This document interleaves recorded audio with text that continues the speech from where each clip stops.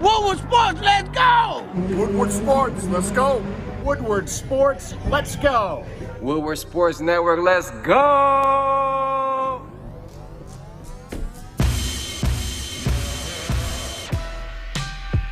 This is my Friday morning jam right here. This reminds me of a Dr. Dre beat.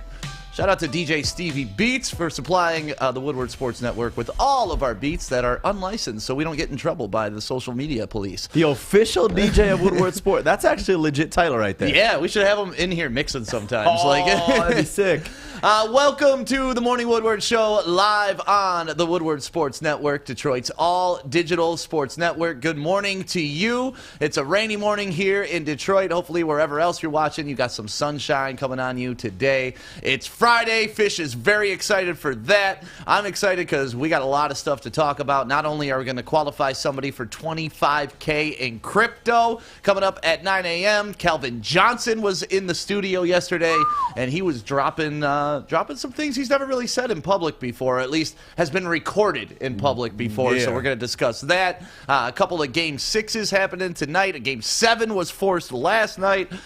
Whew, lots of stuff. There was to a go tap over. out last night, I heard, too. Yeah, we're going to talk about me versus Easy, and we'll watch the highlights from that. But first, let me introduce everybody that's in here with me this morning. My name is Stick. This is Corey, and I need a pillow. This rain got me sleepy as hell. That's why I started off the day with Birmingham roast. A nice warm cup of Java to get But I hear Corey. I don't know who Corey is. Oh. Oh, Fish.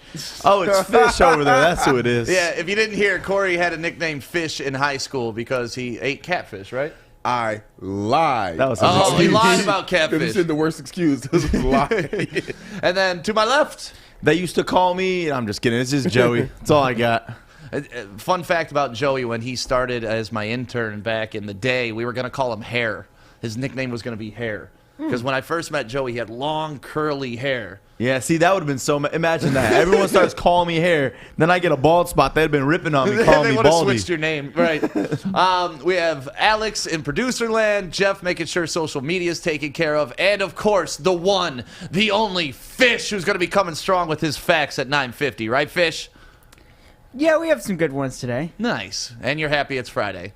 It is Friday. We have a very exciting weekend as always. We got finals basketball happening right now, so we're Nice. excited about that. And I picked up my mom from the airport last night, so Mama Day's in town. Mama's back. Yeah, lots of stuff going on, man. I'm excited for this weekend. Hopefully you guys got some good plans going on. Was this the longest you've ever gone not seeing her in your life? in my life? That's crazy. Isn't that wild? Like, if it wasn't for FaceTime and stuff like that, I thank God for technology through these couple years. Yeah, I mean, we're seeing the light at the end of the tunnel now, too, with yesterday the big announcement of Michigan relaxing all of these restrictions and going to completely take them all off the board because starting next Tuesday, we're back to 100%, no more masks, and life is going to be great. Yep, June 22nd, which is also the Pistons draft lottery. lottery, and my Dynasty Fantasy Football draft. So I got a lot of things going on that Tuesday. That's Yeah. an early-ass draft. Yeah, we do it. We do the rookies now, and then we'll do our auction later on. But let's get into it. Calvin Johnson was in this studio. Calvin Johnson was sitting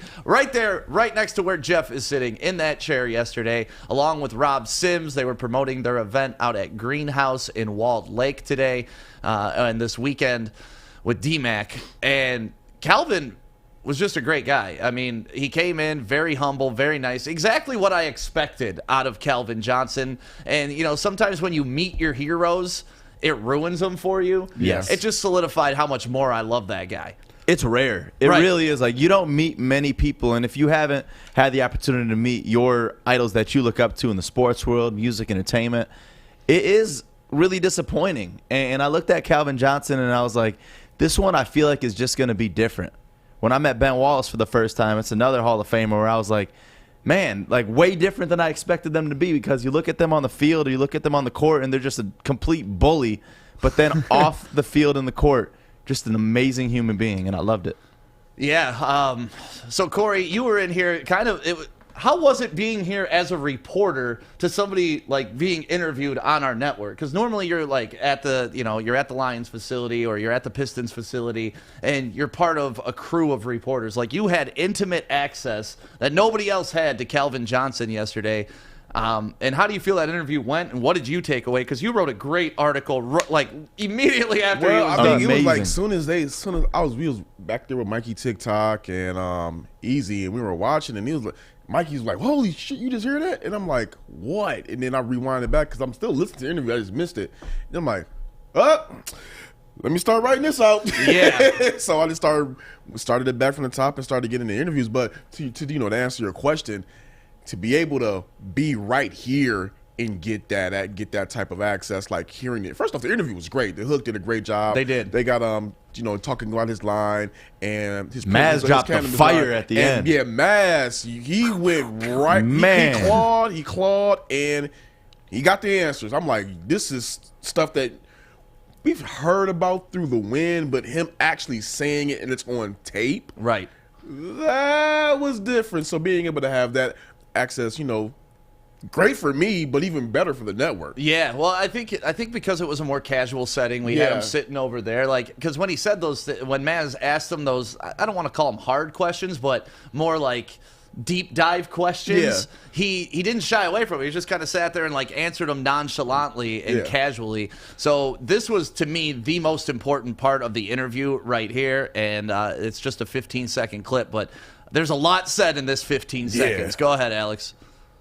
Are you a little jealous of Matthew that he got to go to another You team? know what? It sucked that they didn't let me go, but they let Matthew go. But hey, it is what it is. I'm Where would you have not wanted mad to at Matthew. go? I love Matthew. Did you want to be a Raider? Man, I would have went anywhere.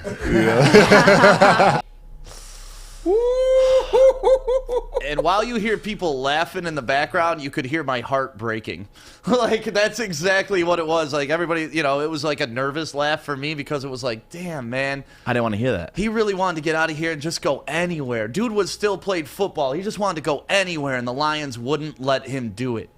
There's not many players where you look at after they're done playing, years after they're done playing, and you still say, man, I still see football in him.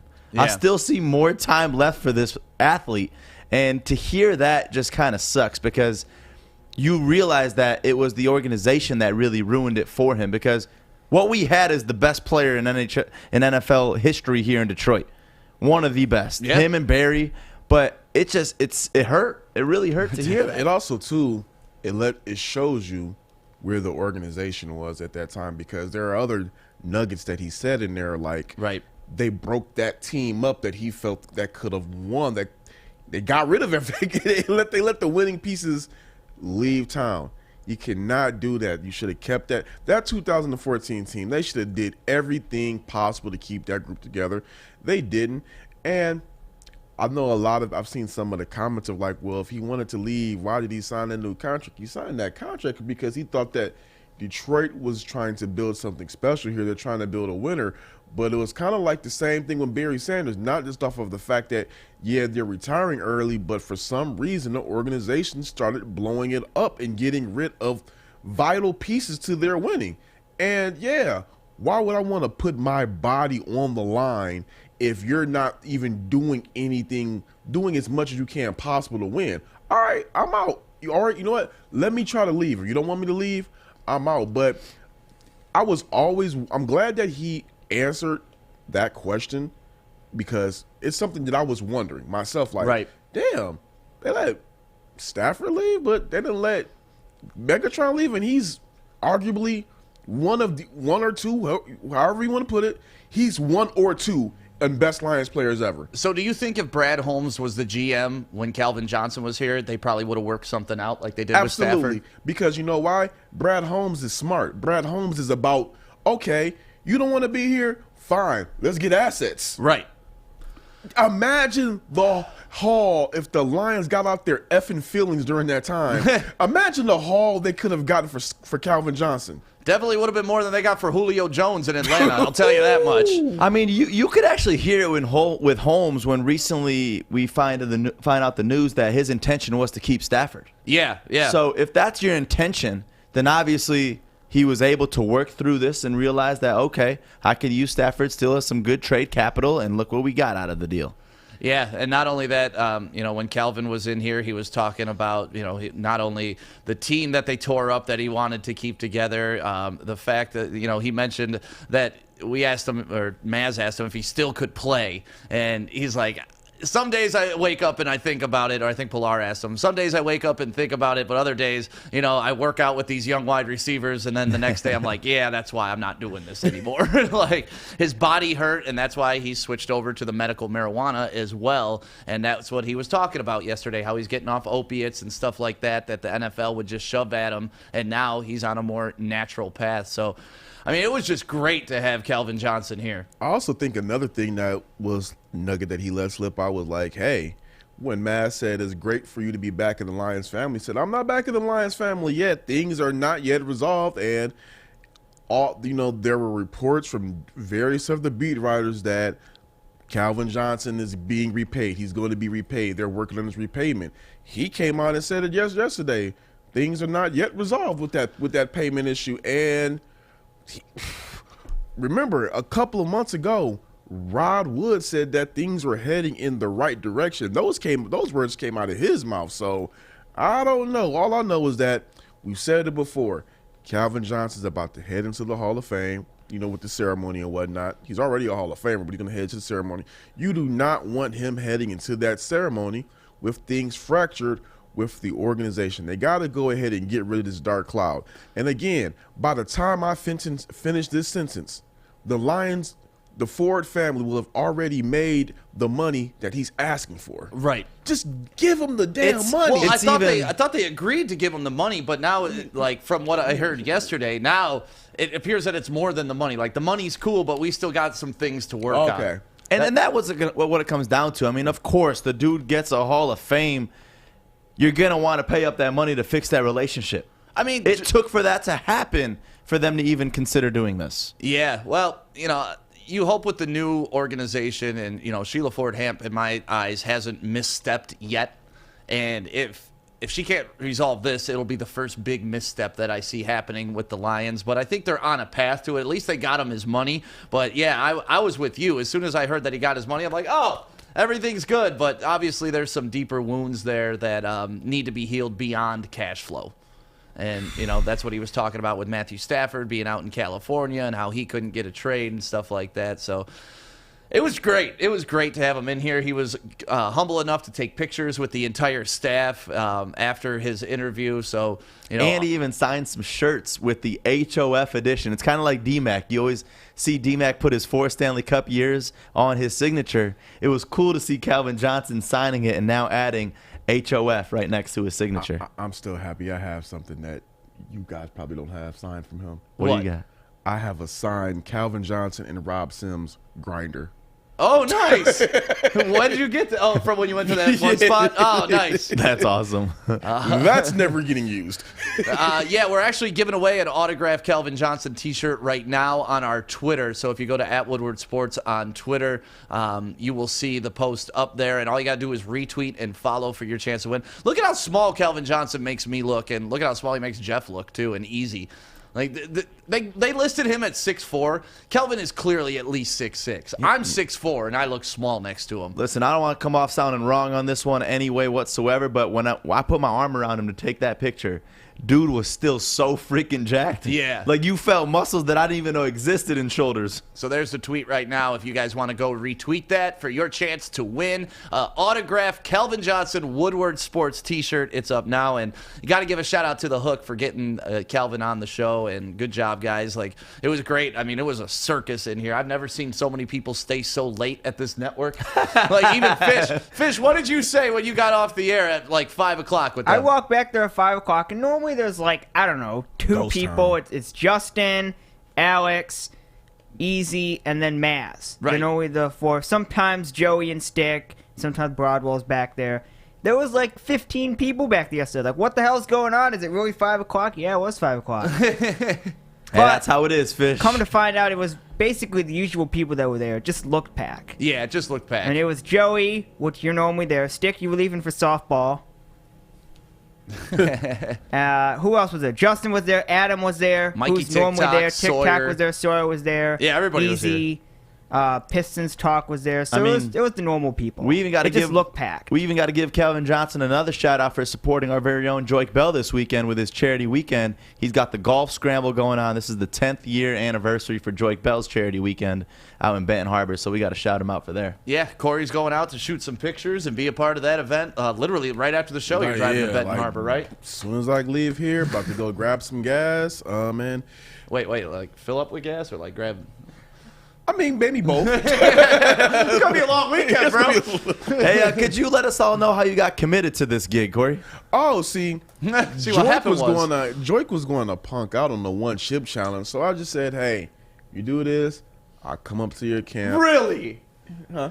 That's why you're doing this? Because he did you had to coax him into doing the one Yeah, chip? he- Oh, come on, yeah, Joik. This Corey chip has told- ruined Corey's life. Yeah, Corey told Joik, he said, hey, if you eat the chip, I'll do your photography for the Benton Harbor weekend for, did you say for free?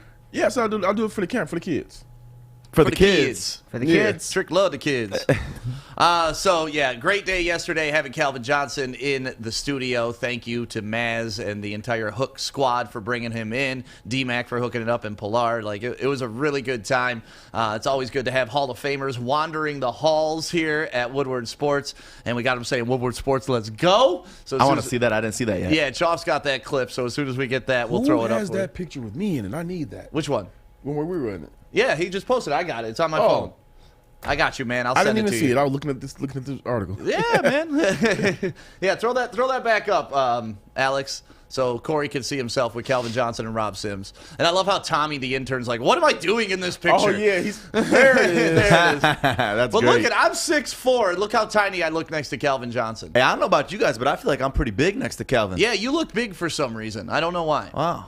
Yeah, so great day yesterday with Calvin Johnson right here at the Woodward Sports Network. If you want to see that entire interview, it's up now on our YouTube page. It's about a half hour. Great interview, great insight about not only the Lions, just Calvin's thinking before he retired, where he wanted to go, all that good stuff. So go check out that interview right now on our YouTube page. Actually, wait till 10 o'clock, then go check it out. Yeah. We got some playoff basketball to talk coming up next, but first, I got to tell you about my people at Coast Portland. You go to coastportland.com. They have fun knives like this.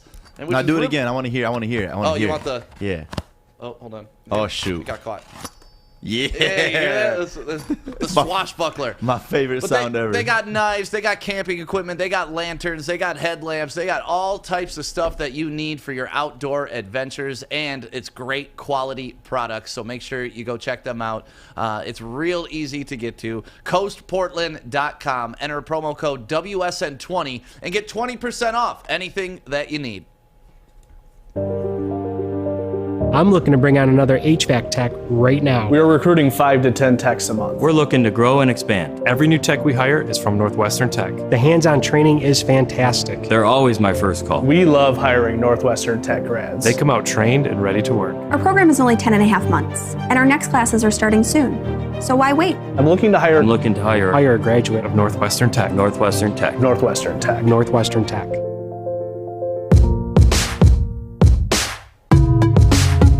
Welcome back to the Woodward Sports Network, Detroit's all-digital sports network. Thank you for waking up with us on this Friday morning and dropping all your comments in the chat. I love it. I love it. I love it. And good morning to you all. Thank you for being a part of the conversation and following along. And don't forget, we got your chance at $25K in crypto coming up at 9 a.m. this morning. And then at noon and 4 p.m. the rest of the day on the Woodward Sports Network. Last night's game.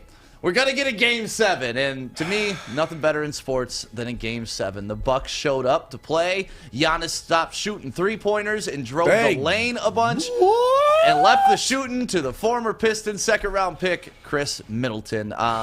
Decent game last night. Not as exciting as I hoped it would be, but those Bucks fans were going absolutely wild. When the Nets did bring the gap a little bit closer, though, I was like, all right, here we go. We got a game, but then they just took it again. But to your point, Giannis, Chris Middleton, seeing them two step up and really play like a team. And Giannis, just the efforts that he showed on that court was something that we haven't seen in so long. So I was excited to see that drive into the lane on countless, whatever the word is. Countless occasions? Yeah. From what I took from it, Giannis is a walking 30. So with him getting 30 points, that does nothing for me. But CJ McCollum said something the other day that I agreed with, and I'm glad that we saw last night. CJ McCollum tweeted about Giannis. First team all defense and not checking KD? I agree with that. Right. And then what happened last night? Every time that Giannis was on KD struggled because of that length. The length that he's stronger than KD. Yeah, like he's one of the few guys that's as tall, as athletic, and he actually has an advantage in strength. Yeah, so when KD, he has Drew Holiday on him. Man, that's a mismatch. All right, yeah, I'm pulling up, turning around. When you got Giannis on him, it was either air ball or a brick. So, props to Giannis for stepping up and taking the challenge. But again, we talked about it. Chris Middleton, 38 points, 10 rebounds. I mean, I'm not having revisionist history. You can look at my stuff. Him and Spencer Dinwiddie were two guys. I was just like, we traded them the Pistons traded them prematurely because I felt they did not even get a chance to see who they really were. Right. They just got them out of town, and Chris looks good. He's going to be the X factor in Game 7. If he can step up, the Bucks have a chance. It's crazy how, like, in the NBA playoffs so far, like, home court really hasn't meant much in some majority of the series. But this series, it's been so monumental. Like, the Bucks looked like absolute dog shit before they went home for Game 3. And then they looked like crap, and let KD, go all over them in Game 5. Game 6 at home, they look like world beaters again. So Game 7 is going to be interesting. Can the Bucks show up on the road and win a Game 7 in Brooklyn? What do you guys think? Nope. I felt yesterday when how it did. I felt the Bucks were going to win Game 6, but the Nets, they're not dropping Game 7 at home. KD, I felt back-to-back, asking KD to put up back-to-back performances of virtuosos. I think that was asking a bit much. But for this Game 7, I feel it right now. That he got 49 last time. He's going for the 50 ball in Game 7. You can book that. My only fear is Chris Middleton. I mean, he goes off dropping 38 points, and then you look at the other games in the series. He had one good game where he dropped 35, but the rest is 13, 17, 18 points. So it shows that they're going to need Chris Middleton to really come out there and ball, because with Giannis, you're going to get your 30 to 35 points. But Chris Middleton's going to have to step up, and if he could do it again, I see the Bucks taking this W. But here's the one thing that's going to mess up the Bucks: their bench. Yeah, their bench scored 4 points. That's they got lucky yesterday. That's going to be a tough sell for Game 7. So there's always one guy, a role player, that steps up and has a big game. For each side, not for each side, who do you think is going to be that guy to take their team over the top, whether the Bucks are winning or the Nets are winning? Like, do you think all of a sudden Blake's going to have another big game or something like that? Which role player do you think is most important? Off the bench or just in general? Just in general, outside of Durant, Harden, Giannis, and Middleton. I think in the next game, I'm going to go with Joe Harris. Joe Harris? I think it's time for Joe Harris to go ahead and get out that slump.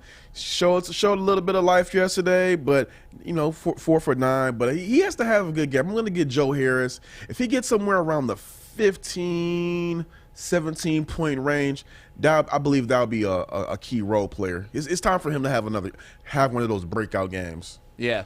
Joey, you got anybody that you think is going to have a breakout game, or the Scalabrini moment? Yeah. I would say Drew Holiday could be the one. That's what I was thinking. He could be the one. I mean, you saw it yesterday, dropping, I think, 20, 21 points yesterday. That was something that I did not expect. And you see, if everybody could at least just contribute just a little bit, that's going to be that little bit that pushes them over the top. And, I mean, you saw a couple Bucks players come out to play and score more than they normally do. And it was just the fast break points yesterday that they were really just outworking the Nets yesterday that led them to that W. Yeah. Well, Game 7, man, I love them. I can't wait for Game 7. Like, to me, it's the best thing in sports, no matter what sport it is, because single elimination games really, it's the old saying about pressure. It either creates diamonds or busts pipes. So which you gonna be? You're gonna create the diamond or you're gonna bust the pipe? Here's my main thing. I don't think he's gonna be able to show it, but Giannis is gonna have to abuse the Nets in the paint because they have no answer for him. Like, he was down. He was down there last night, and he just turned around and just got this. I think it was an and one off of some real vicious ass dunk. I'm like, that's what I want to see more from him. Like, when you're down in that posters like that, and you got like a small ass guard on you, just get up and dunk. Right. Stop shooting fadeaways and turnarounds. That's not your game. That's just the new NBA. I hate it. You're not seeing these stars that are so capable at driving to the lane and driving to the bucket do it anymore. I think the tide is somewhat starting to change. Where they're starting to, where some, I don't want to say all players, but some players are starting to say like, hey, 2 points still counts. Yeah, imagine that. They add up just like anything else. And you got a better shooting percentage. Like, I know the analytics say that extra point will make up for the shooting percentage at the end of the day, but sometimes momentum, you just need that bucket. You just need to keep piling on buckets. I do love this, though. The Bucks fans yesterday, they believe it'll be Bucks in 7. Did you hear how loud they got chanting this? Listen. Why they wait so late, though, in the game? Play at the tempo they're playing. Because, you know, James only can go so far, right, and has only so much burst. You see the frustration on both guys. But listen, if it's a possession ball game on the road in Brooklyn, who do you trust more? So, I know you could hear Doris talking, but the Bucks in 7. Oh, God, I want that here in Detroit so bad. It's going to happen. So badly. I need that to happen in my life soon. I need us to be in an important Game 7 to get into the Eastern Conference Finals, like within the next 5 years. I want that in my life. It's gonna happen. With the way that Troy Weaver is building, and I'm pretty sure we're going to get into that later. Yep. The way Troy Weaver is building this team, I expect the Pistons to be playoff contenders within maybe not this upcoming season, but the following season. Well, we got some big news about a couple of rookies that Joey's going to touch on in his news next. But first, we want to tell you about our friends at 8 Mile. You can go pick this up at any of your local Meijer store, even the Meijer that is on 8 Mile in Woodward. They have it right there for you, and your local bars also have this. And if they don't, make sure you ask for it by name. 8 Mile Vodka. It's born in Detroit. Delicious, perfect for a weekend. Even if it's going to be a little rainy today, warm yourself up with some 8 Mile Vodka.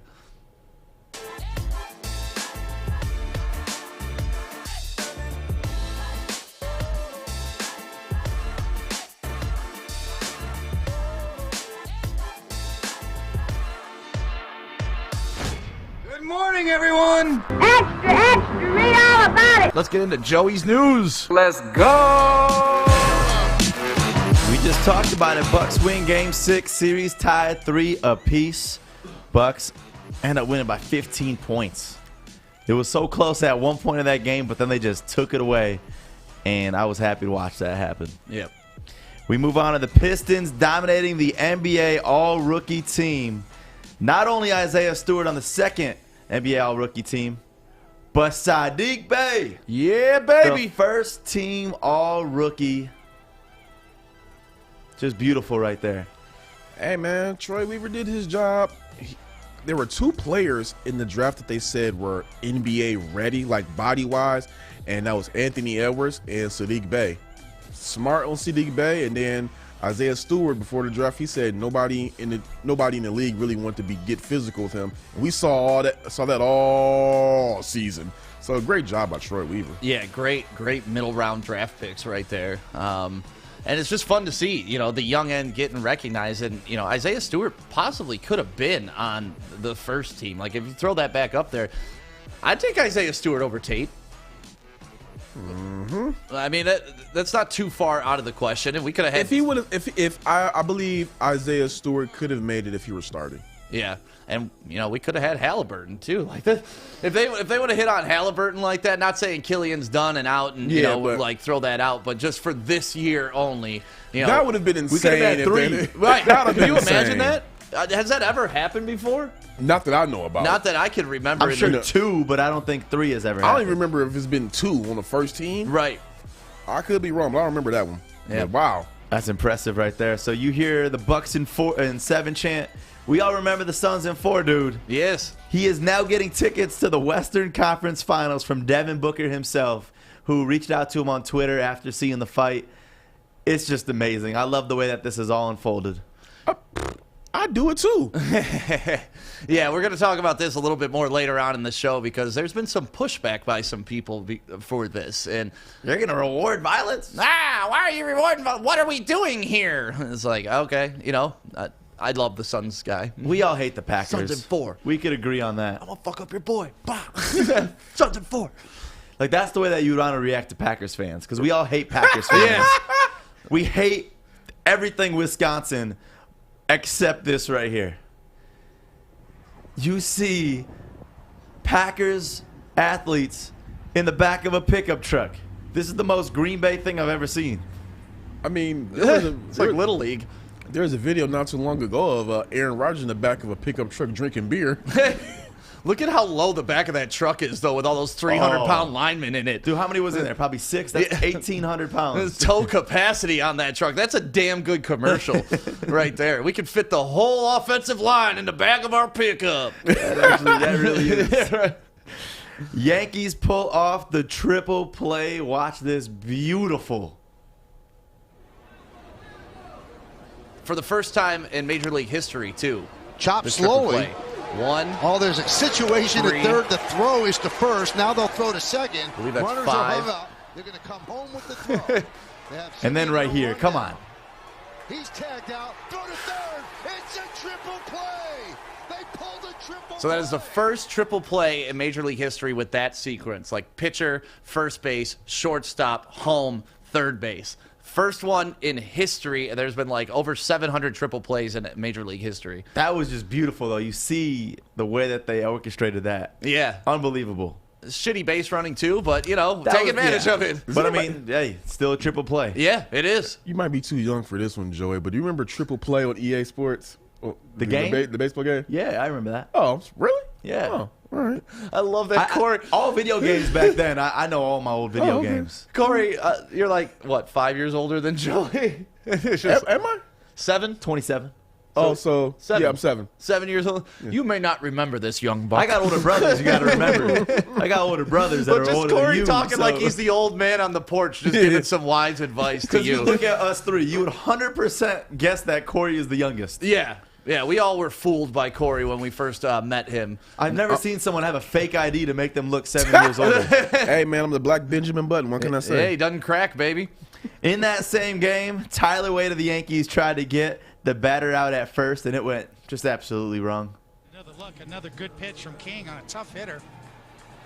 And Whoa. Glaber gets it to Tyler Wade in good shape. Wade just a little too quick with the transfer. You can see that's all. You know on what's Tyler. interesting? And I just thought about it watching that play. So they're really cracking down on the sticky stuff that pitchers are allowed to use. Are we going to see more wild throws by the infielders too? Because when the ball's hit to them, they can't get the grip that they can normally get on the ball because it's not sticky. So aren't they good enough to like I look at a play like that and I'm like, that's any of us going for a layup or something. In the NBA, that's like them throwing it to first base is like an NBA player going for a layup, I feel like. It should be, yes, but you're used to certain grip on the ball, and now if it's just going to be that hard leather, they rub down baseballs with this stuff called mud before they ever let them touch the field. Like the baseball is never brand new out of the box for Major League. Some dude sits there and rubs down 100 baseballs before every game. Like that's his job. But now that they're not letting them put the tacky stuff on the baseball, I think we're going to see more throwing errors from the infields because the ball is going to be more slick. Oh, God. Why? If it ain't broke, don't fix it. Why? Well, what's crazy is this has been a rule in Major League Baseball forever. They're just now enforcing it. And it's throwing everybody off. Like, people are like, oh, why are we enforcing it now for 100 years? It's like, well, just because you've sped down the highway 100 times doesn't mean you're not breaking the law. Still means they're going to catch you eventually, and that's what's happening now. So they're cracking down on this, and watching that video just clicked. We're going to see a lot more throwing errors because the ball won't be as sticky. That was embarrassing to watch there. That's embarrassing. Yep. And then we move on to Braden Point with the beautiful go-ahead and game-winning goal for the Lightning over the Islanders through 3 sets of legs. Look at this. Just beautiful goal right there. That's what I love about playoff hockey is every single goal matters. Yes. Yeah, hockey is so intense come playoff time, man. I'm a casual when it comes to regular season hockey at best, but playoff hockey, so intense. Like, every tip of the puck can change a team's destiny. It's crazy. And it's crazy because you look at the effort out on the ice, and you really do see it because the score of these games are way less than normal regular season games. Right. And lastly, we got to clap it up for the state of Michigan. Huge news. COVID restrictions will be completely lifted. Let's go! Starting on Tuesday. Wow, this is even more exciting because it was originally July 1st. We going clubbing, baby. baby. It up to June 22nd, and we going clubbing. I'm staying away from Greektown for a little bit still, though. We'll hit up 350. I'm gonna let Greektown calm itself down for a couple more weeks. As me and my friends say, Greektown right now is extremely ghetto. Do not recommend. Do not. Thumbs down. Do not recommend. Highly do not recommend. Yeah, but no, we should do that. We should have a WSN club night now. Oh, that'd be fun. Yeah, like all go out together as a team. Are all the interns and like content contributors over 21? I mean, we get fake Jeff, IDs. How old are you? 20. Okay. Well, we could sneak you in, Jeff. Don't worry. Yeah, we man. got you, baby. See, that's the thing. It's like Fish is a hard one, though. Fish looks like he's 16 and a half. Yeah, but Fish is also the type of guy where you could be like, he's I wanna be 30. younger. What are you talking about? And they'd be like, I'm sorry. Right. Fish is not going to drink. I will try not even to go. Hey, we'll put X's on Fish's hands when he walks in. God, remember when you said get X's on your hands going to the club and you like wake up from sleeping on your hand and you just have like the remnant X's all over your face? No, the worst ever was when you would be hanging out with a girl and then you would see the X's on her hands and then you ask, oh, where were you at tonight? Oh, this is from yesterday. Right. Hey, you ain't wash? You ain't wash your hands? 24 hours? Come on. Stay away from your ass. Yeah, it means they ain't washing other things, too. Exactly. Back to 100%. No more masks. I'm too ready. We're all too ready. And another thing that we're too ready for is Bridge Street Exchange. We're only a couple days away from Father's Day, so I want you to go check them out today. Take advantage, 15% off your entire order just by using the code word WSN if you shop online at bridgestreetexchange.com. Or if you go in person, just tell Kevin and the team that Woodward Sports sent you. This is literally the spot for all men's items that you need. And this is going to be a spot where you get your dad something special for Father's Day. Reminder, it is this Sunday. Tony is a third-generation logger that has a simple, practical approach to life and work. That's why his Coast DX342 knife is perfect for him. The stainless steel blade is rust-resistant and made for all-weather use. And the double roll-lock safety ensures that it will never inadvertently close when he doesn't want it to. That's why Coast is trusted tough. Welcome back to the Morning Woodward Show, live on the Woodward Sports Network, Detroit's all-digital sports network. Thank you guys for waking up with us, being a part of the conversation, and don't forget, coming up in just about 20 minutes, your chance to qualify for that $25K kick for crypto contest that we're doing at the end of July. That's when the finale is going to be, and we want you to be in it so you have a chance to win $25,000 in crypto, and you get to pick the crypto that you want, too. We'll buy it for you. 9 a.m., noon, and 4 p.m. is when you qualify right here on the Woodward Sports Network. So if you want to get involved in this, make sure you're listening at 9 a.m. We'll give out the phone number, and then we'll take caller number 5. So gear up for that. Yesterday, the big match finally happened. I got baited in to this by a YouTuber running his mouth, and, you know, I'm never one to turn down a challenge. I felt like Floyd Mayweather. It's like, what the hell is going on? This YouTuber's running his mouth. Next thing I know, I'm on the mat with him. You got pawed. I did get pawed. I got trolled, and to the point where I had to do it. But I had a lot of fun yesterday. You know, the trash talk, I always love trash talking. So me and Easy, we got into our Brazilian Jiu-Jitsu. Is it a match? What do you call it? Match? I'd say match. Okay. It's not a fight. Yeah, it definitely wasn't a fight. It ain't a fight, but hey. And that's why I wanted to do it this way, is to, you know, make it fair and, you know, comfort Easy, do it on his grounds, do it his way and stuff like that. Because if this is a real fight, little different scenario. There ain't no, hey, you all talk now. There ain't no different scenario. We don't know that. Well, I can tell you We this don't much. know I've that. never been in a fight in my life where the guy just sits on the ground. Ever. Ever. And honestly, he baited you on this. Honestly, I was just like, don't. He don't fall for it. Please don't fall for it. Yep, he fell for it. Yeah, but what was I supposed to do? Just stand there and look at him? It was a 10-minute You don't know. round. Yes, That's the Stan, thing. see, Corey knows it's a 10-minute round. Yeah. You're only like 45 seconds in. Just run around him for 2 to 3 minutes.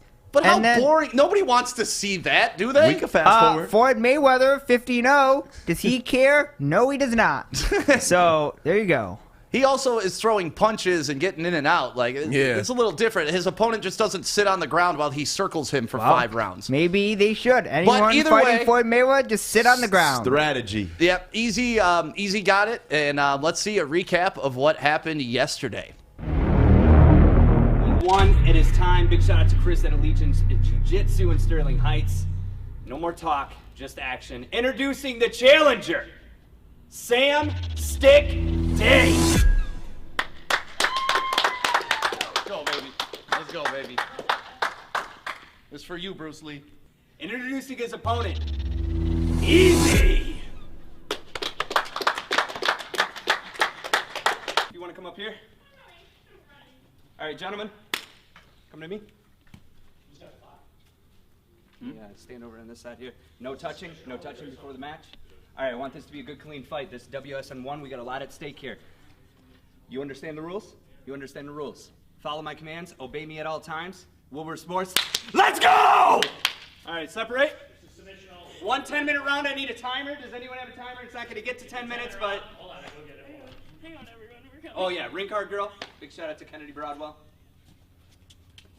All right, WSN1, Stick versus Easy. Round 1. Let's go!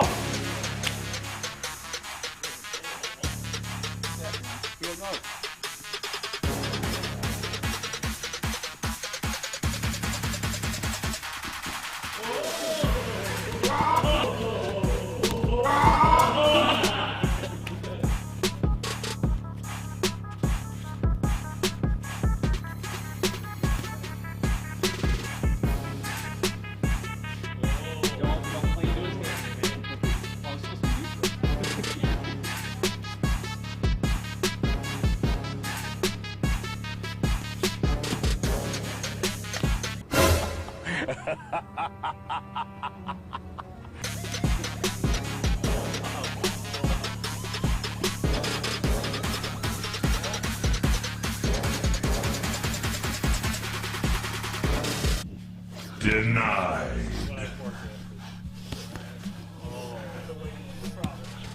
Watch out for that head and arm choke. He's got it right there.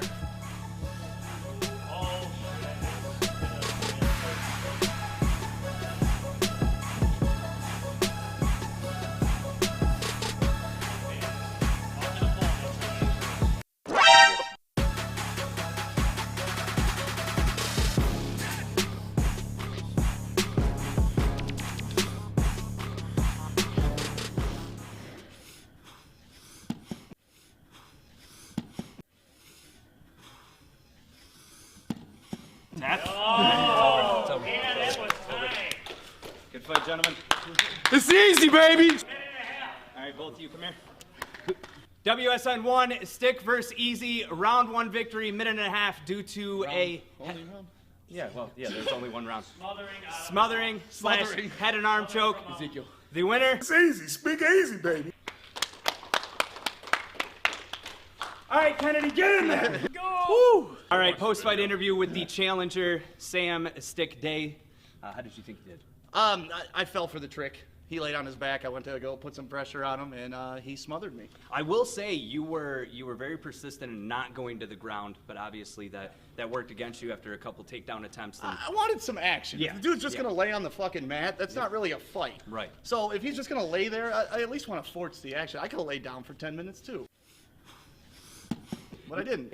Big shout out to Chris from Allegiance Jiu-Jitsu. No, these guys are amazing. They gave me some tips. You told me not to go down from Yeah, fall for that shit. I didn't listen to them. Listen to Chris next time you're in a fight. Everything we said that was going to happen happened, right? Yeah. I mean, was it not right? So I'm here with the winner, Easy, Speak Easy, Fremont Jackson. You could call him whatever you want, but you can't call him weak because he did get the first round submission over Sam Stick Day today. How you feeling? So Adam, suck my $1,000 against me. You're What would you like to say to your coaches and trainers? You've been Honest training to for this God, for years. Anybody who's watching, no matter what size you are, fat, skinny, small, tall, jiu-jitsu has stuff for it all. I swear to God. You learn to use your body as best as possible. Whatever your strengths are, you learn how to maximize them here at Allegiance. But I told you guys less than 2 minutes. I said less than 2 minutes. All I said, I needed 2 minutes. Come on now. It's easy. Props to Easy for a phenomenal event. Thank you so much for watching. We got WSN 2 coming up. This may or may not be a preview of that.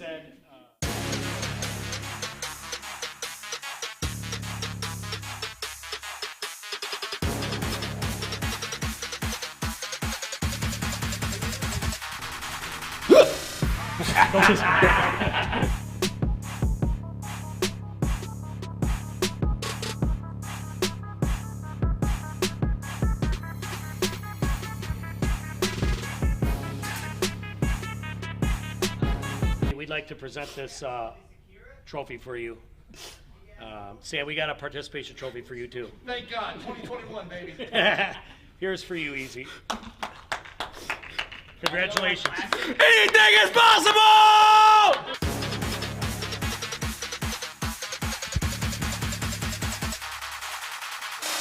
I am putting $1,000 on my bookie on Stick to Win. Great job, Easy, editing that video, man. That was just so much fun. And Y'all haters in here. Y'all haters. I took the bait. I went to the ground. But yeah, like I said, like it's just all in good fun. Easy's my boy. I absolutely love him, and that's what we're here. We're a family here at Woodward Sports, and what do you do with your brothers? You challenge them and you wrestle them. And sometimes you bet against them. Sorry, Stick. I love you, man. No, it's fine, man. 130 pounds is a big deal. But I will always go back to, I've never been in a fight in my life where the dude's just like, I'm going to sit here. Because normally I just walk up and kick you right in the face, but there's no kicking in jiu-jitsu. That's why I said you got to just fight. Let's just go bare knuckle fighting. And then you could have won. Yeah, I almost had him with that choke, man. You saw it, but his bald little slimy head slipped out of it. Is that what happened? Yeah, his bald head. I mean, he was sweaty, and I couldn't. With Easy, he's got a really thick neck, so it was hard to get under his chin. And I couldn't pull through on my choke. So congrats to Easy. Great job. WSN 2 coming your way. Jeff, we saw you in the promo. You going to be a part of WSN 2? You know what? Art called me out, and I took the challenge. Listen, the intern is not scared of Art. Listen, we're I don't know when the exact date is. It's in a couple weeks, but it's going to be interesting. I think me and Art have relatively the same training. Okay. I think, so you've done jiu-jitsu before? Yes. I took some classes, and I watch like things all the time on YouTube. So my knowledge is a little better. But Art covers MMA, so it's going to be a good match. I think it's going to be interesting. And you wrestled Easy too, right? Yes, a little bit. Wait, you wrestled Easy? No, we didn't roll. Him and Mikey do. I mean, I'll train with Easy. He'll show me things, but I don't piss off Easy. That's the difference. Because I know that man can get on top of me. And he can smother me. Yeah, 308 pounds is a lot of pounds. So, I mean, I might roll. I almost rolled with Mikey, but yeah, now it's Art. So, a smaller man, I think it's a good matchup for me, but it just Don't depends. be so nice. How do you really feel about this? I'm going to tear his ass up. I think I can use my strength. I think I can use my strength against Art. It all depends if he can use his body, and I don't know. What body does he have? And that's a good question, Joey. That's a good question, Art's got that trailer park strength, though. Okay. It's different. Okay. Right. It's different than normal strength. Right. It really is. Yeah. Like, have you ever fought a wiry guy from a trailer park? It's like you're fighting Hulk Hogan. Right. And he's got 5 I don't kids. know why. It may be the meth. I don't know. But Art's a talented guy. And he's got 5. Doesn't he have 5 kids? He's got the dad strength. I mean, it's. He's got a whole lot of dad strength. There's no such thing as dad strength. There's mom strength. Dad strength ain't anything. That doesn't exist. Oh no, dad strength. There's old man strength, man. Old man strength for sure. So Jeff, we're looking forward to WSN 2. The card hasn't officially been announced yet, but it looks like that's going to be one of the main events. Also, we had other people challenging Easy, so yeah, I'm excited for it. Next time I'm doing it though, we're going full MMA. Like, I want to be able to use these. It's about to turn into the art of getting my ass beat. My right hand is my weapon. That's my biggest weapon. Outside of that, I really don't have much, but I had a lot of fun doing it. Allegiance Gym, thank you guys. It made me want to do more of it. Get back in the gym, because I've never been the type to work out or train for anything. Yeah. Like, throughout my whole sports career, it was just like, all right, I'm big, I'm tall, I'm decently athletic. I'm just gonna roll and play with what I got. Hey, you didn't back down. That's it. I'll You never know? back down. Like when you look at fighting, no fighter would ever say I'm taking someone on that's 130 pounds more than me. I mean, that is why there is weight classes. But I'm not using that as an excuse. Easy beat me fair and square on his mat. Congratulations to Easy. Appreciate you for having the balls to step in with me, too. What's up, Fish? You and Easy should do a rematch, but it's got to be sumo wrestling. Ooh, I think I beat him in sumo. You have to do the whole circle. You my- got to do the whole thing. You got to do the salt throwing, the whole Japanese. Endurance is a big deal in that. Yeah, well, that and arm, keep it. Because you saw early in that video, I was able to keep them away from me. Do we have like a Japanese sumo place in Detroit? Me and Easy will just put on those sumo suits and go at it. Look at Fish No, you got to be smiling. full sumo. Well, it was a lot of fun, man. So You thank got to you. wear the belt and everything. Get naked, Ooh. wear the belt. What was that? Whoa, Lightning? That was lightning. Damn. Thunder. Lightning. Thunder. Oh, Lightning looked good last night. They got a nice victory. So, makes sense. The Lightning did get a nice victory last night. Sorry, Maz. So thank you guys for watching that and being a part of it. If you want to see the full clip, it's about 8-9 minutes. Easy put it up on our YouTube page this morning at 7:30, so you can go check that out. When we come back, the one, the only Adam is here, and it's time for his bets on the Woodward Sports Network. So what's up? My name is Sean Baligian. Glad to be a part of Baligian and Bell every day at 11. I'm the guy that gets pissed off at all the stupid sports fans out there. What up, though? I'm Drake Bell here on the Baligian and Bell show here at Woodward Sports Network. Tap into the energetic Sean and the calm, smooth Drake Bell.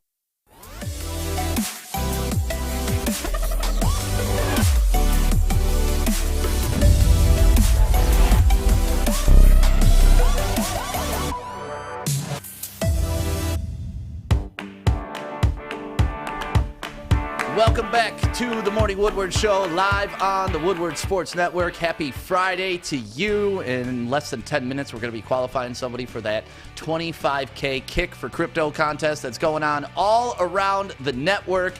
But first, let's get to my man Adam and his bets. All right, guys. Well, let's just. What are you smiling for? You lost $1,000 yesterday. $1,000. You were so confident. Ryan on YouTube said he feels bad for me, but he doesn't. That's where I'm at today. Yeah, I'm sorry, Adam. No, this is why you don't bet on your boys. Because Exactly. like I love Stick, and like I'm a little salty now. So like when But did you see I had the choke? When I walk by him in the hallway, I'm gonna give him a cold shoulder. So, like I don't know. This guy, poor man, just got married, just spent thousands of dollars remodeling his home, and now you can't even afford your mortgage next month. Listen. Beyond that, I made a special exception for this fight. I reached out to my bookie and Jack, the guy we work with who helps us get everything put together. I told him, hey, could you like take off that $50 cap? I want to make like a huge bet for the promo. Like I'm really confident Stick's 100% gonna win. He's like, are you sure? I'm like, yeah, come on. He's like, all right, fuck it. And here we are. And here we are. Yeah, well, shout out to my bookie for listing me as the underdog because clearly they know what they're doing. Yeah. So I called. When I sent the text, because he was asking me like, all right, give me like detailed description, height, weight, experience of the two fighters. Like, I was like, Stick's Irish, 6'4", 200 pounds, a ton of bar fight experience. Yep. And then we have Easy, a white Lots belt. of scars on these knuckles. I put Easy at 318 pounds. I was actually pretty close because I had no idea what he weighed. I put him at 318. I'm glad he's less. That's good. Yep. Yeah, he's skinny. And he has a white belt, and he's been rolling on the mat. But honestly, I don't give a shit anymore. I just want to win money today because I really, hope nobody actually bet like I did. called you out in this video. Oh, did he? What did he say? Called you out saying, what did he say? He said, suck my suck my noise.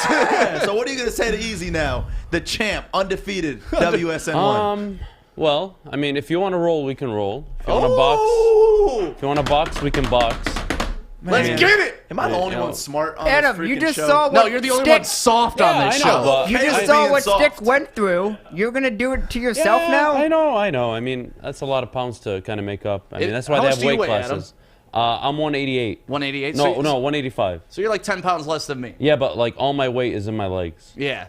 But I don't know. I mean, I don't mind doing it. It'll be fun. Honestly, it was a lot of fun.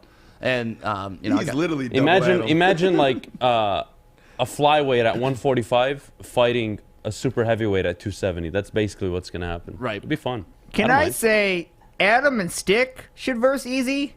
Like a tag team? Yeah, Come on. Hey, we ain't that's doing that. actually like physically not even possible We in a should rolling set up a match. tag team match, though. Like, give Easy Jeff or something. Like, that would be hilarious. I don't mind. All right, well, I'm let's down. get into your bets for the day, man. All right, let's start. Honestly, I'm so excited. Today we get 2 Game 6s. There's nothing better than that.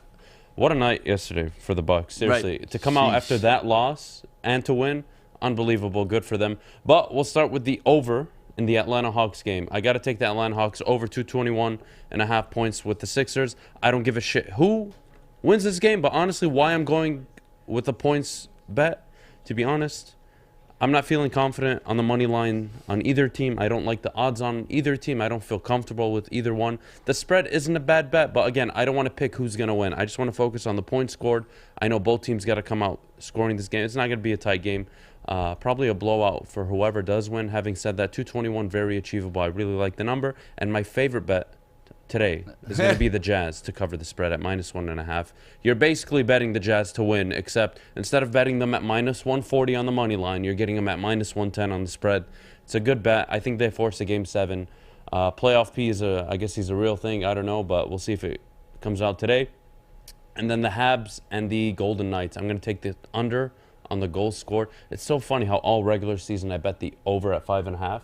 And now I'm betting under 5. It's playoff but it's hockey, playoff though. hockey. Right. It's playoff hockey. Yeah, like you shit expect is that. tense. Goalies are on point all the time. Defensemen, they're blocking every shot.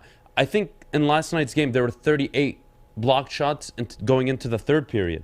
Like, that is a shit ton. That's a lot of pucks to the dome. And then I'll finish with 2 baseball games. Both teams Los Angeles. I'll take the Angels and the Dodgers to cover the spread. The Angels against the Tigers at -110.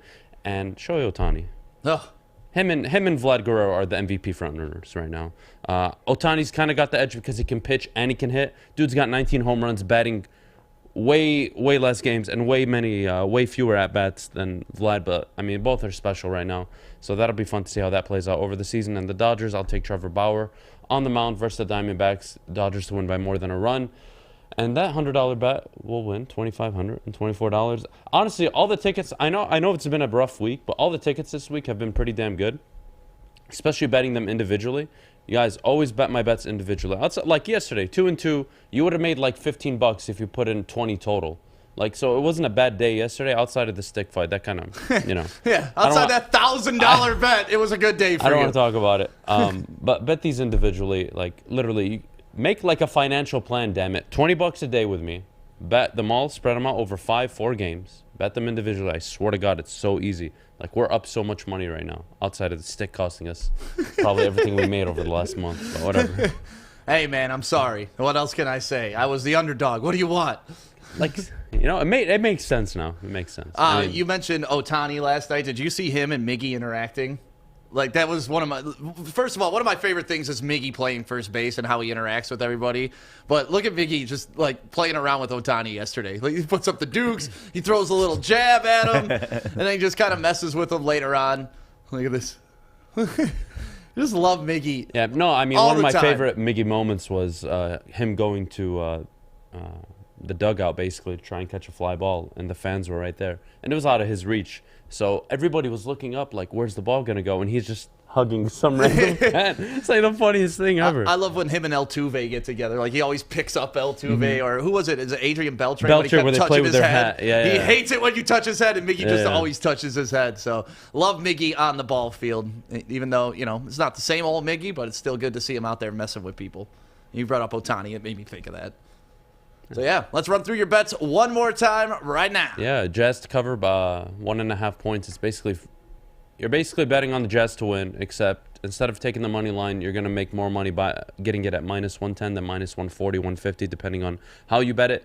Total points scored in the Atlanta Hawks 76ers game. I'm going to go on over. Usually I take the under, but I'm feeling really confident about their scoring abilities in a Game 6. I'll take the under between the Canadians and the Golden Knights today at 5. I'll take the Angels and the Dodgers, both to cover -1.5 runs. Fish, I've been a good boy this week. I haven't bet against the Tigers to lose. I've only bet the spreads and the over-unders. So for you, I'm trying not to hate too much on the Tigers, who I believe are 28-39 or 28-40. 29-40. There you go. Yeah, but they're like 25-17 over their last 42 games. So, Fish, how you feeling about that, Fish? Well, I mean, you know, We did good on the Euro bets yesterday, by the way. So why didn't you? I told you one game, right? Fuck and you first get of all. pissed. See, that's what I mean. North you get Macedonia. pissed. I didn't say you had to I didn't even choose know that 3 was games. a country. I didn't say you had like to I choose thought they 3 were games. swept out in I like the said one. 1600s. I said one game. I didn't say you had to choose 3 games. You come in, hey Fish, fuck you, you fucking whatever. I said one game. I didn't say you had to pick the team. You could have gone with the over/under. You could have gone with the goals. And you went 3 games. That's your fault.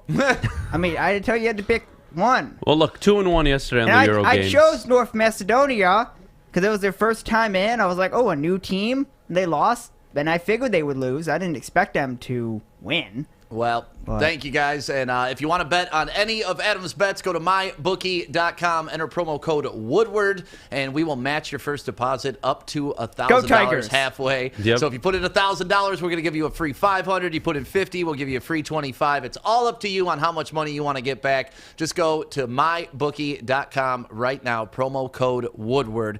And also, it's about 9 o'clock, so you know what we're looking for. Caller number 5, 313-552-6322 is the phone number. It's 313-552-6322. Caller number 5 is going to get qualified to be in our finals for your $25K kick for crypto that is going on. One more time, 313-552-6322. Get to call in right now, and we'll be right back with some Lions talk right here on the Woodward Sports Network.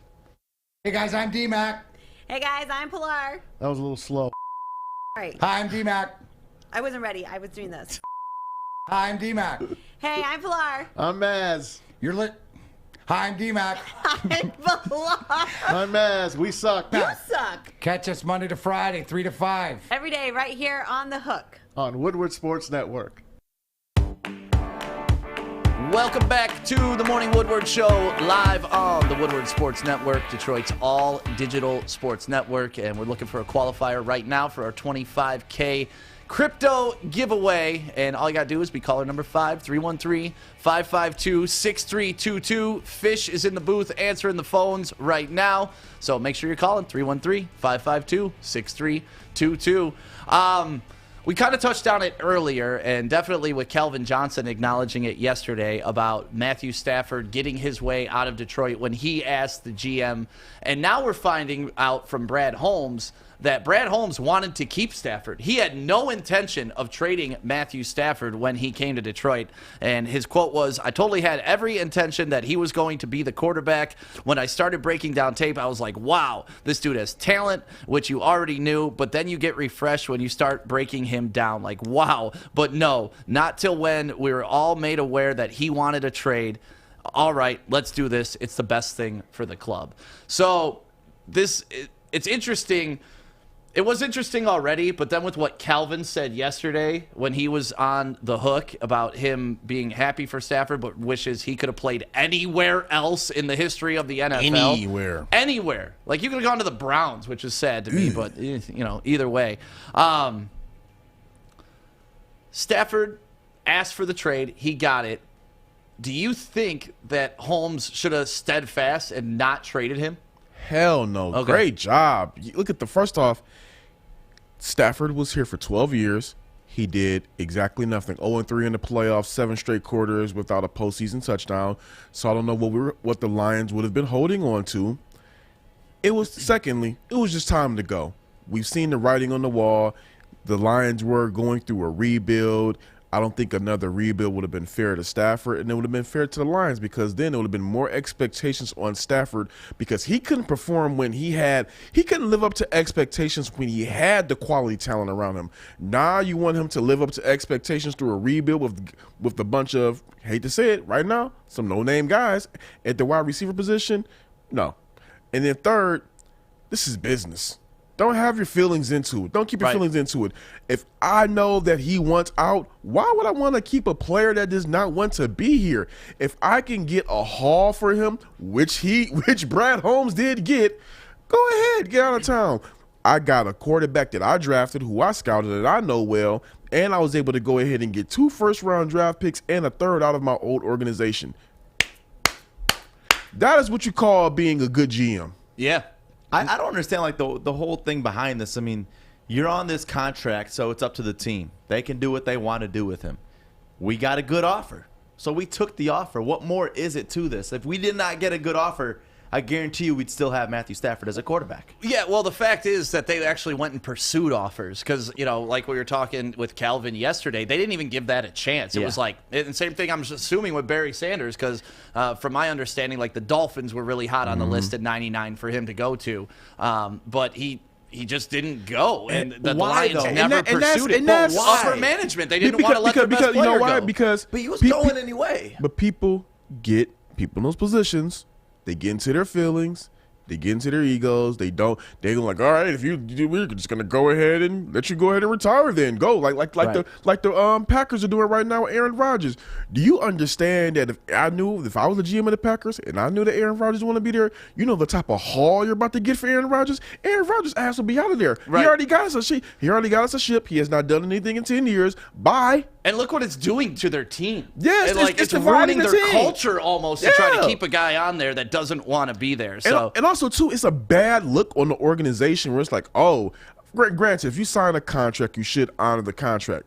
So I want to say it right there. You shouldn't be signing contracts and trying to renege on them. No, you shouldn't do that. But at the same time, don't get your ego into it when you know that it's not working. If it's not working, move on. Just think about the trade value we could have gotten out of Calvin Johnson. Oh, just think about that. I still would have been heartbroken that he left. Like, honestly, trading Stafford, everybody felt like it was about time. Trading Calvin would have felt like, oh my God, we just pissed away our future. He was still at the peak, and especially as a receiver. I mean, as long as you're still putting up them numbers, it's different. But with a quarterback, you want to see the W's.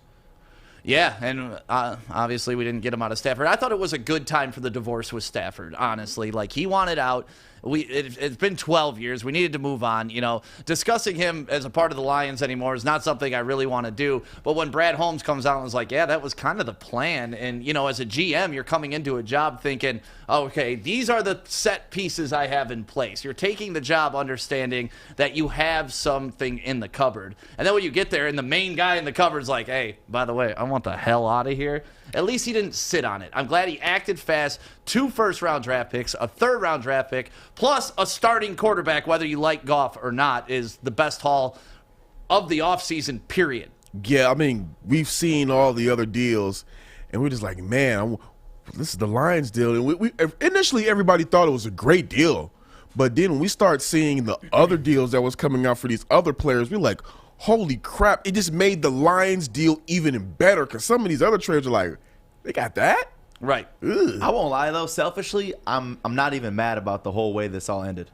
Like, if we were to have traded him, I wouldn't have felt the way I do about Calvin Johnson if he were to go and perform somewhere else at another team. But now we look at it, we got Hall of Famer Calvin Johnson who only played for the Detroit Lions. I mean, that is nice. Like, it's it's a feel-good story, but for Calvin, man, not exactly. Like, it's good for us as fans, but for Calvin, the guy who wanted to play more football, and they just wouldn't let him. Yeah, it hurts. It's tough. And I wish they would have traded him because, at the end of the day, Calvin went out there, he balled out. It's not his fault that his quarterback cannot get the job done. So it's time for me to go. You know what? Let me go ahead and get it out. He says he loves Matthew, and I really do believe he does. Yeah. But at the same time, again, as a human being, I'm sure.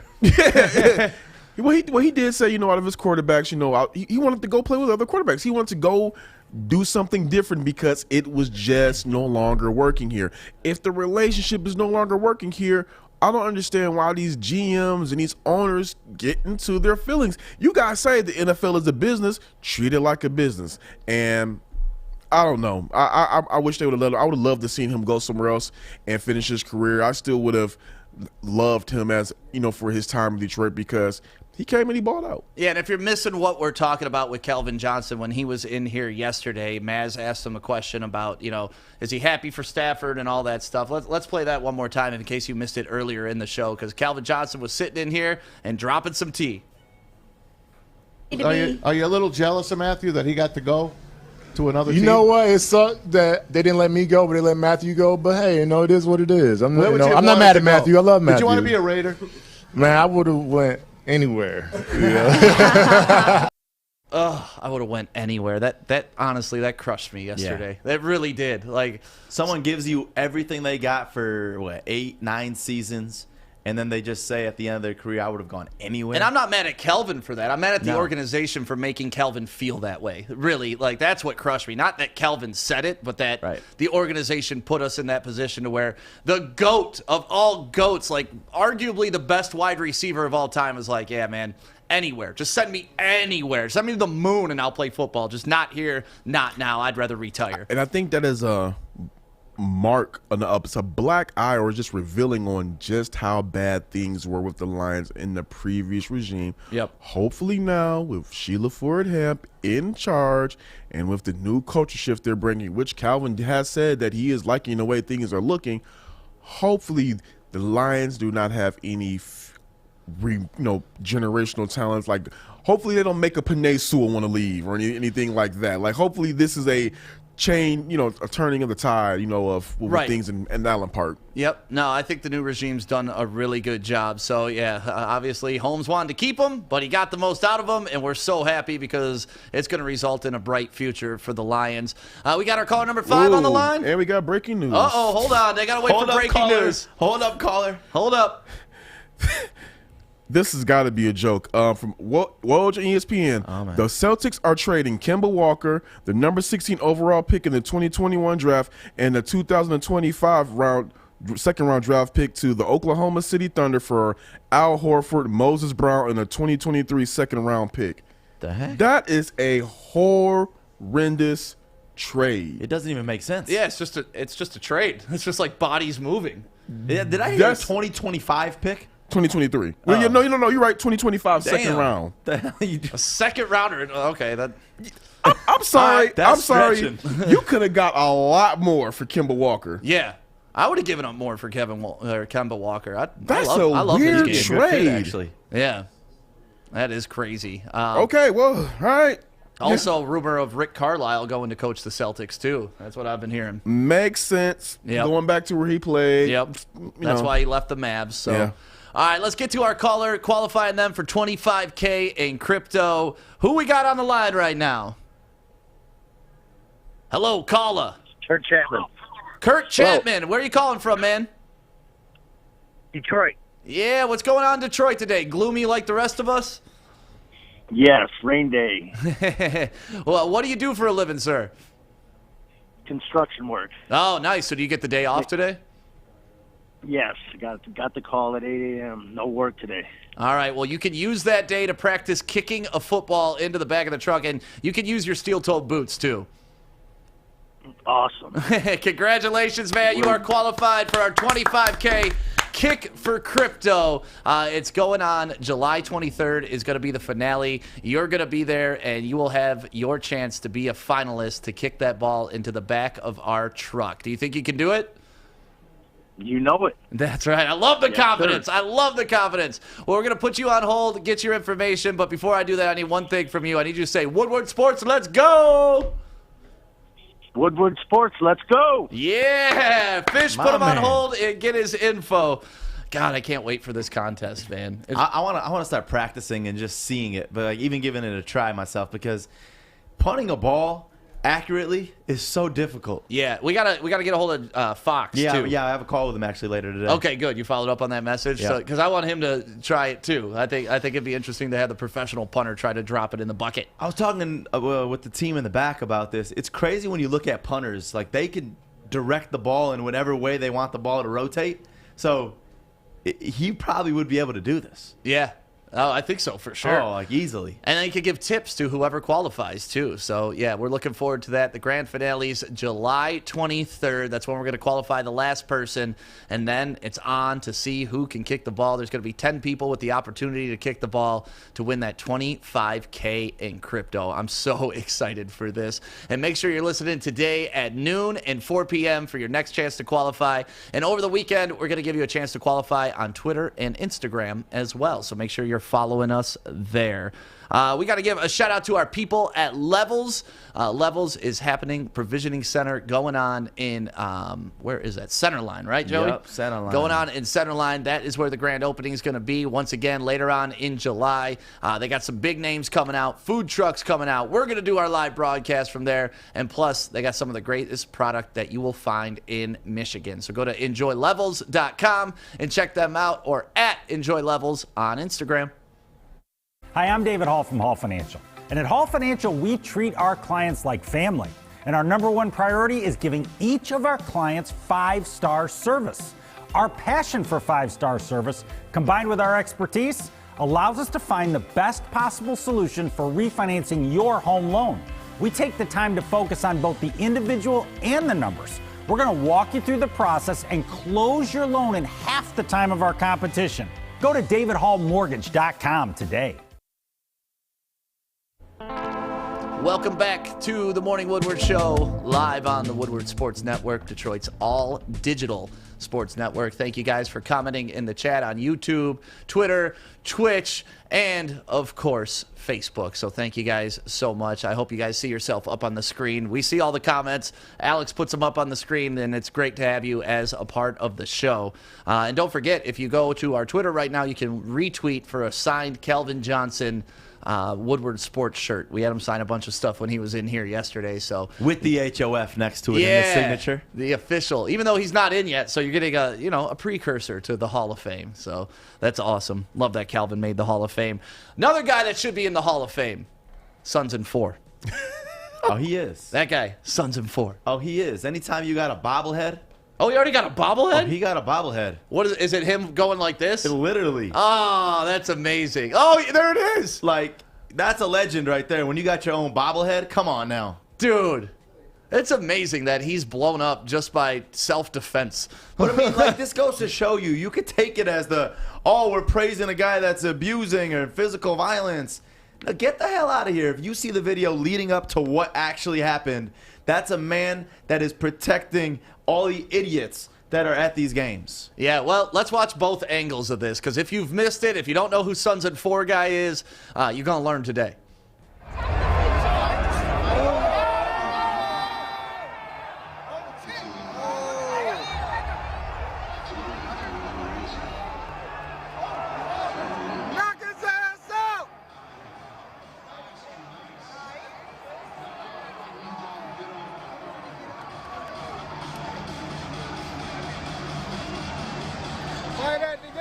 And then here's a close-up.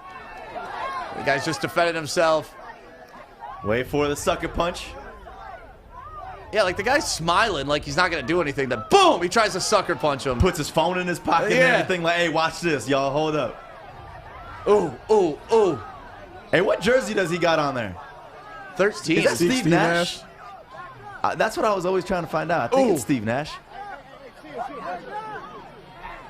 Hey. Sons and Four. So there seems to be a divide on if this guy should have gotten the reward that he gotten, because Devin Booker reached out to him, or he reached out to Devin Booker apologizing, saying, hey, that's not how I want to represent the fans, but I was defending myself. Yes. And Devin Booker has now given him tickets to the Western Conference Finals, and he's going to be sitting there, I believe, courtside. And, and there's people. He has to be courtside at this point. He's a legend. Oh, he's a legend. Like, I would buy this guy dinner if I saw him out. And I wish he was a Piston fan. Oh, that'd be amazing. That to me, he's an ideal Piston fan and way to represent us. But did you guys see the initial video, the video that recently came out, where you see those a-holes behind him coming and pouring some beer on him? No, I did hear the reports though that they were like friendly, talking trash all game, which you do if you're wearing the away jersey. And then it just got out of control like that. But the divide is, should this guy be rewarded for what he did? And if you're watching right now, drop it in the chat. Let us know yes or no, because I'm seeing differing things on Twitter. Some people are like, how dare you reward violence like that? This is not the time in society and all that stuff. And then you have other people like me. They're just like, hell yeah, that guy deserves to be not only on the bench, like make him an honorary coach. He's the new mascot. He's leading the parade if you win the championship. Like, that is the guy that needs to represent your brand. But a lot of people don't like it because he got the spotlight by punching people. Look, man, anybody who has a problem with that is straight up punks in life. Yes. I'm sorry. You can come at me. You can at me. I don't care. If you got a problem with Devin Booker rewarding that guy, you are a punk. You have never defended yourself in your life. You probably get your ass whooped anytime you even say something. You're probably a Twitter fingers who likes to say shit to people and then hide behind the keyboard. This dude backed away from the fight. They got into a little tussle. He's like, all right, I'm going to back off. And then homeboy tries to sucker punch him. Then what he does, he ends it, and he whooped his ass, and he predicted the series. If I'm Devin Booker, I'd give him the conference finals. If we make it to the finals, I'd have him court seat for the finals. Matter of fact, I'd give him season tickets next year. Right. I will reward that fan just so you can know that when you do punk shit like that fan did, you're going to get plastered all over, and then people who do good things like this guy who self-defended him, you're going to get rewarded. I give him a standing ovation. And you could watch that back a million times, and don't get me wrong, there's probably another angle that we don't know, but I'm speaking from what I've seen. I don't condone violence at all. Like, if it's just pointless violence, I hate to see that. But if it's someone defending themselves, and keep in mind, he was at that game with his girl. Right. So this dude's not there with his boy who's also drunk trying to start some shit. He's there with his girl. He whooped his ass just out of self-defense. And you could even watch, he wasn't in there just to whoop his ass and look cool. He was there to whoop his ass to defend himself. Yep. He did exactly that. And the sucker punch is what makes this completely okay. Well, when you get sucker punched like that, that dude deserved to be embarrassed the way he did. I saw one of the comments say, but he was excessive in his force. Like, once he hit him 19 times, maybe he shouldn't have hit him that 20th. But you know what? It goes back to what's it? Don't start. Hey, don't start no shit. It won't be no shit. I think we all know the rules here in Detroit. I mean, hey, how am I going to have empathy for a guy that tried to sucker punch him? It'll be different if they got into a fight and then it was just like, okay, man, Drunks or whatever. Yeah, you already whooped his ass, man. Lay off him. You tried to haul off and knock me out when I already just said, all right, I'm gonna go about my business. I got my lady here. I'm gonna go about my business. No, you try to haul off and sucker punch me in front of my woman. All right, I'm really embarrassing your ass now, right. And I'm gonna punk you out in front of your boy and make him walk back. You know what I haven't thought about? What? Those dudes are walking around, and people know those dudes that got their ass beat, too. Like, this guy's a legend for Sons that. and four. These guys are bitches for that in their community. The rest of their life, they can't talk nothing. Hey, we got to make shirts with their faces on it that says knocked out in 4. Jeff. Did you see the video after them like live streaming and saying, "Oh, we won the fight"? Like, oh they were yeah, telling their followers, "We just kicked some dude's ass." They were saying they won the fight. They were dropping the wait. They were the dropping, two dudes? Yeah, the two dudes. How can you say you won that fight? They were like, we whipped that N-word ass. They jumped right on. They jumped right on Instagram Live. Live. More ass whoopings. Yep. Yeah. And they dropped the N-word on this? A couple times, yeah. What the hell? And here's the thing, to anybody that watches this video that says he was too aggressive with the way it started was he fought, they backed up, then they came back again, tried to sucker punch him. So that's someone that you just got to go for the kill, because they're going to get up and try to do something else again. So if they did not do that, if he did not go for that kill shot on him, he would have been back up being a punk. You know what? Again. I'm going to be honest. If I'm the Denver Nuggets, I'm going to find those fans. Ban them. I'm banning them. We don't want you. We don't want your Embarrassment. You don't want your juju anywhere near us. Honestly, it's like Trick got to just kick him out of Detroit entirely. What I don't understand is people are saying he used excessive force and beat their ass. These guys still don't think they got their ass beat, so obviously it wasn't excessive enough. Like, obviously he should have put in more work on that dude's face. Hey, we got the Sons and Four dudes social media. Do we have these other two? We got to find those. Yeah. I just want to see what they're talking on their They social. probably. I'm telling you right now. By now that they know the video has circulated, I'm pretty sure they deleted their Instagram, their social media. Oh, they have to. They have to. They've gone dark for a while. I've been spending so much time thinking about the Sons and Four guy, I forgot about the guy that got his ass beat. It reminds me of the guy that tried to fight Jermaine O'Neal during the Malice at the Palace and just got clocked out. The sliding punch is infamous. Slow-mo. Oh, my God. Man, that's got to be tough. Like, honestly, that could probably go down as one of the most embarrassing moments in life, and it'll never be forgotten for those two. Oh, that's amazing. So we didn't think about that this whole time. No, I haven't. And that's oftentimes you think about the star of the story. You don't think about the repercussions. Like that guy's going to work the next day, and if that was anybody at this studio and they came into work the next day and they were the ones who got clocked in the face, we would clown them to death. Screw that. This dude's gonna have kids one day. This is let's hope not. This is for the rest of his life. Oh man, we don't want this kid to procreate a bunch of you know it's gonna be some petty. bitches. You know it's gonna be some petty kids. Hey, I put up the video. Your daddy getting his ass beat. 100%. Right. 100%. Like there's nothing worse than that. There's nothing worse. Who has videos of their dad getting knocked out?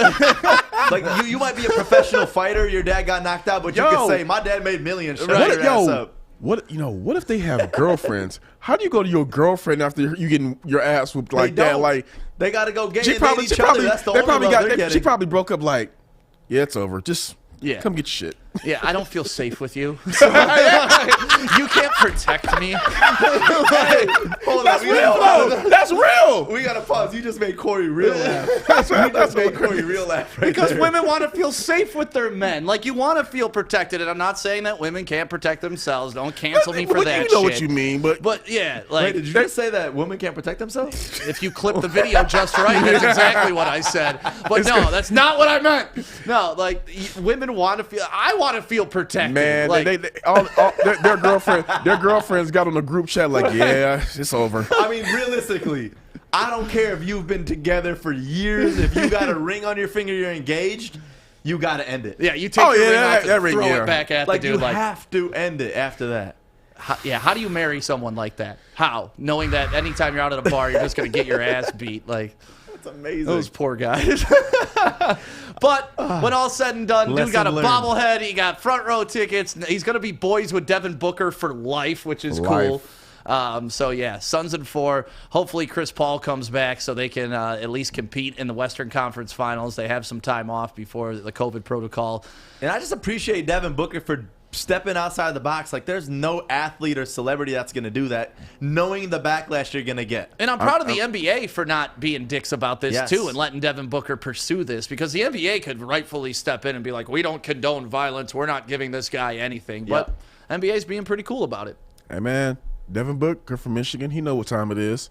Hey, I want an interview of Adam Silver, like asking him, so Adam Silver, what do you think about one of your athletes condoning violence like this? And do you think this would have blown up as much if the Suns hadn't won in 4? Like, if he didn't call his shot? Yeah, it wouldn't have been that big of a deal if he didn't call his shot. Him calling his shot and running that man his fade, it's legendary. So he called his shot twice in that video. Once, I'm going to fuck up your boy. Boom, called that shot. And then Suns in 4. That was the second shot. So let me ask you this. If they lost just that game, you think it would have been a totally different outcome? I just don't think it'd be as funny. Yeah, because there's no bobblehead, there's no username Suns in 4. Suns in 4 doesn't really mean anything. It was the perfect marriage of things happening.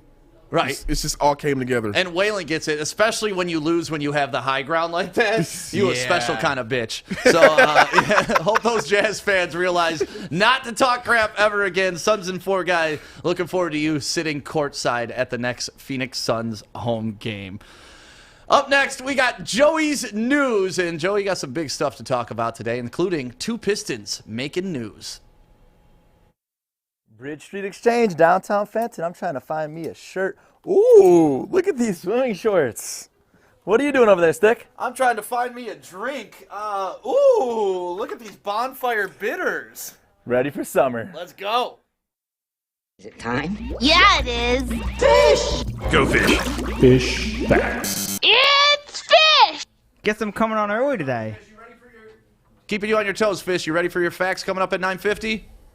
Sure. I mean, I have them ready. Whenever. Okay. Well, then, we'll wait till 9:50. Let's do Joey's news. Just the warm-up. Okay, I'm ready whenever. Good morning, everyone! Extra, extra, read all about it! Let's get into Joey's news. Let's go! Hey, the Bucks fans are kind of trying to be cool like the Suns in 4 do, because look at the chance that they got going on at their game.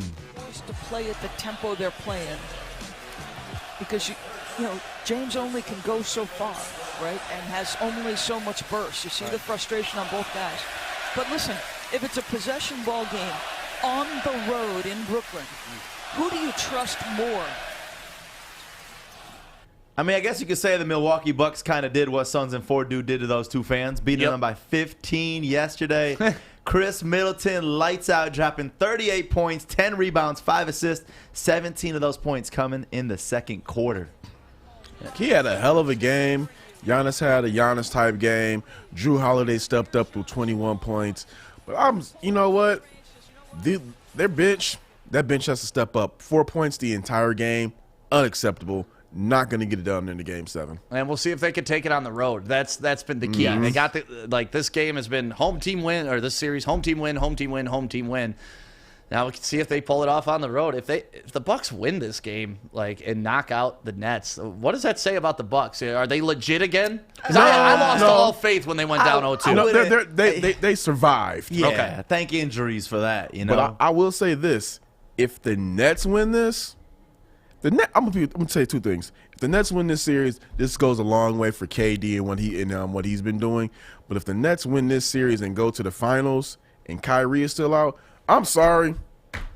I'm looking into moving Kyrie. That's simple. Yeah. I'm happy James Harden looked better this game. I mean, he couldn't look any worse than he did last game. He's not ready. They're playing him they should have rested him in Game 6. Honestly, that's not KD and him. How many minutes did he end up playing, by the way? Too many. Was he out there was for too a long many. time? He was out there a lot. Yeah, I mean, sheesh. He played as long as Kevin Durant did, 40 minutes. I know. And that's what he played almost as much during the 48-minute game for Kevin Durant too. I felt that he should have been out for the game 5 and 6, but he's just not the same player. He's not ready, and you're gonna risk. You know what? You know what? Take this back.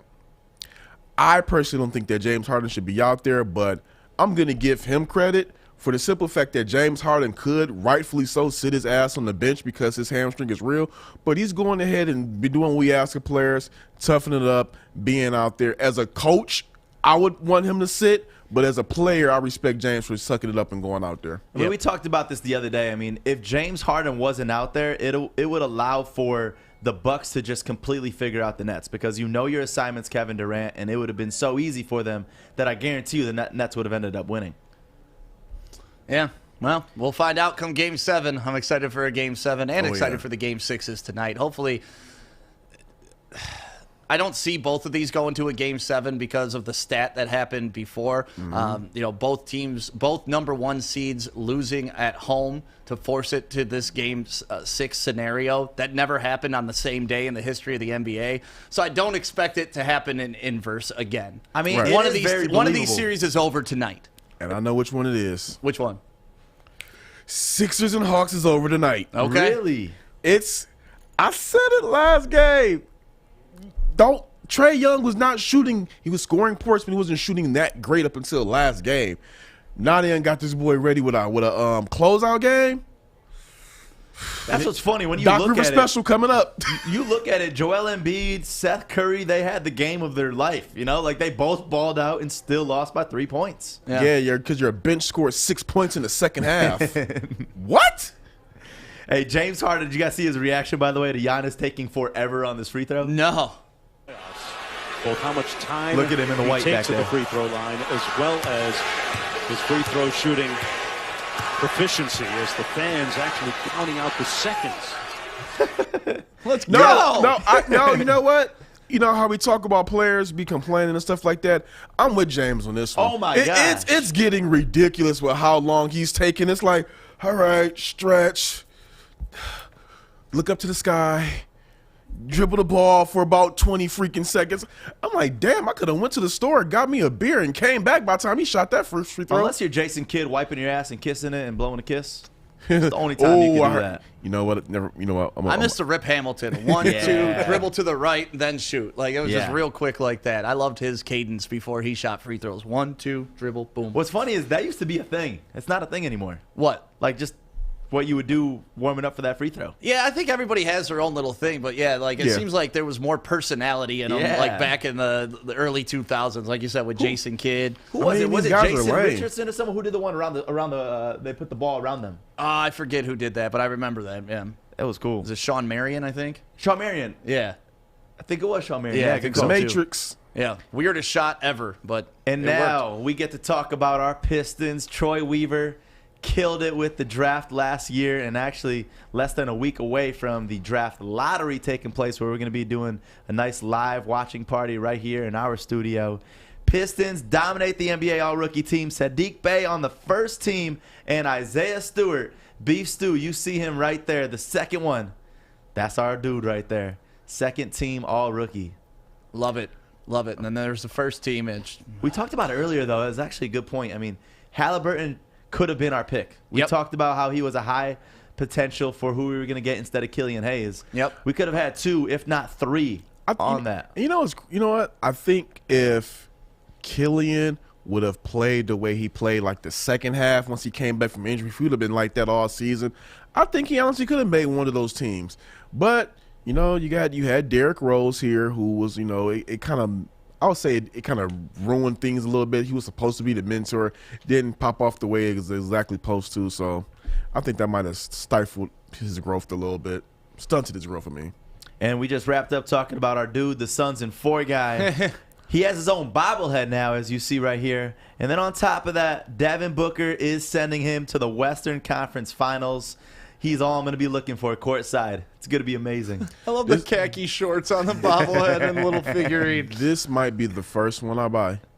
Honestly, that's a collector's item. Honestly, I'm with you on that. I see that thing being worth like $10,000 in 20 years, and you got to like explain it to your kids. Like, why'd you hold on to that, Dad? And Is that an NFT that you could buy on Dude, NBA Top Shot? That's the NFT I want. Oh, that's a top shot right there. Just imagine how much his legend will increase if the Suns win the title. Right. Dude, does he go down as better than like Drake for the Toronto Raptors? Hell yeah. Well, you know what?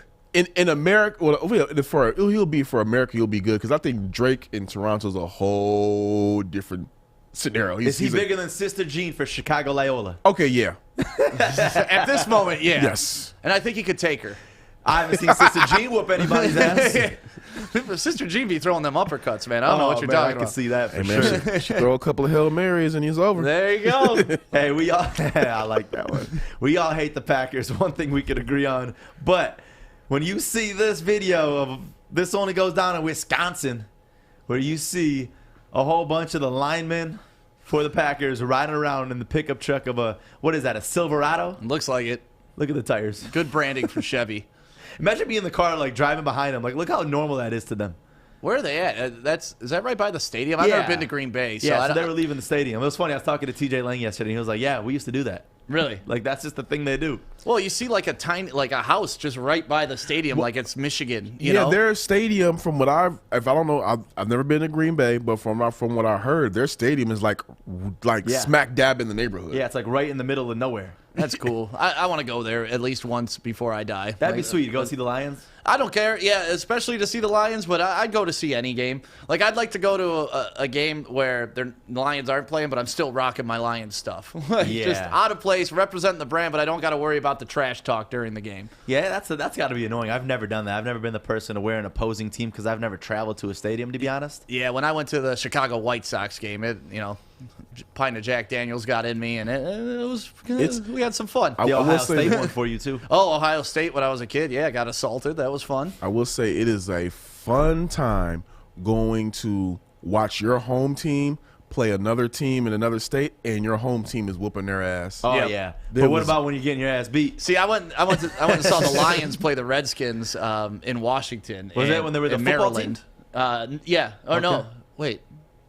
I can't remember if they were the Redskins or the football. No, they were the Redskins because they were just the football team last season. If they were, you could rip on them saying, come on, y'all are just the football team. You can't talk. No, this was the game where like their fans were boycotting, so you could go online and get tickets. I got like fourth row up for $20. Wow. And it was cheaper to road trip there, pay for the hotel room, 3 tickets to the game, than to go to a Lions game here. Are you kidding me? Yeah, because gas cost us, between the 3 of us that went, like $120. So you split that, $20 tickets. Yeah, not nowadays with them gas prices. Oh yeah, no, heck no. But yeah, it was That's fun. Awesome. It was amazing, and I caught a T-shirt for the first time ever. And then I launched that bitch right back out on the field, made it to the end zone. The little guy had to run out and grab the T-shirt. The Washington fans were booing me. The Lions fans were cheering me. I got called an asshole a lot, but it was fun. That's awesome. Yeah. One thing that we have never personally experienced is seeing a triple play. Yesterday, we saw it, and this is beautiful right here. You ever have a triple play? No. It's like super rare, right? Yeah, only 700 in the history of baseball, and it's been so that's been And a it long, happened long yesterday. time.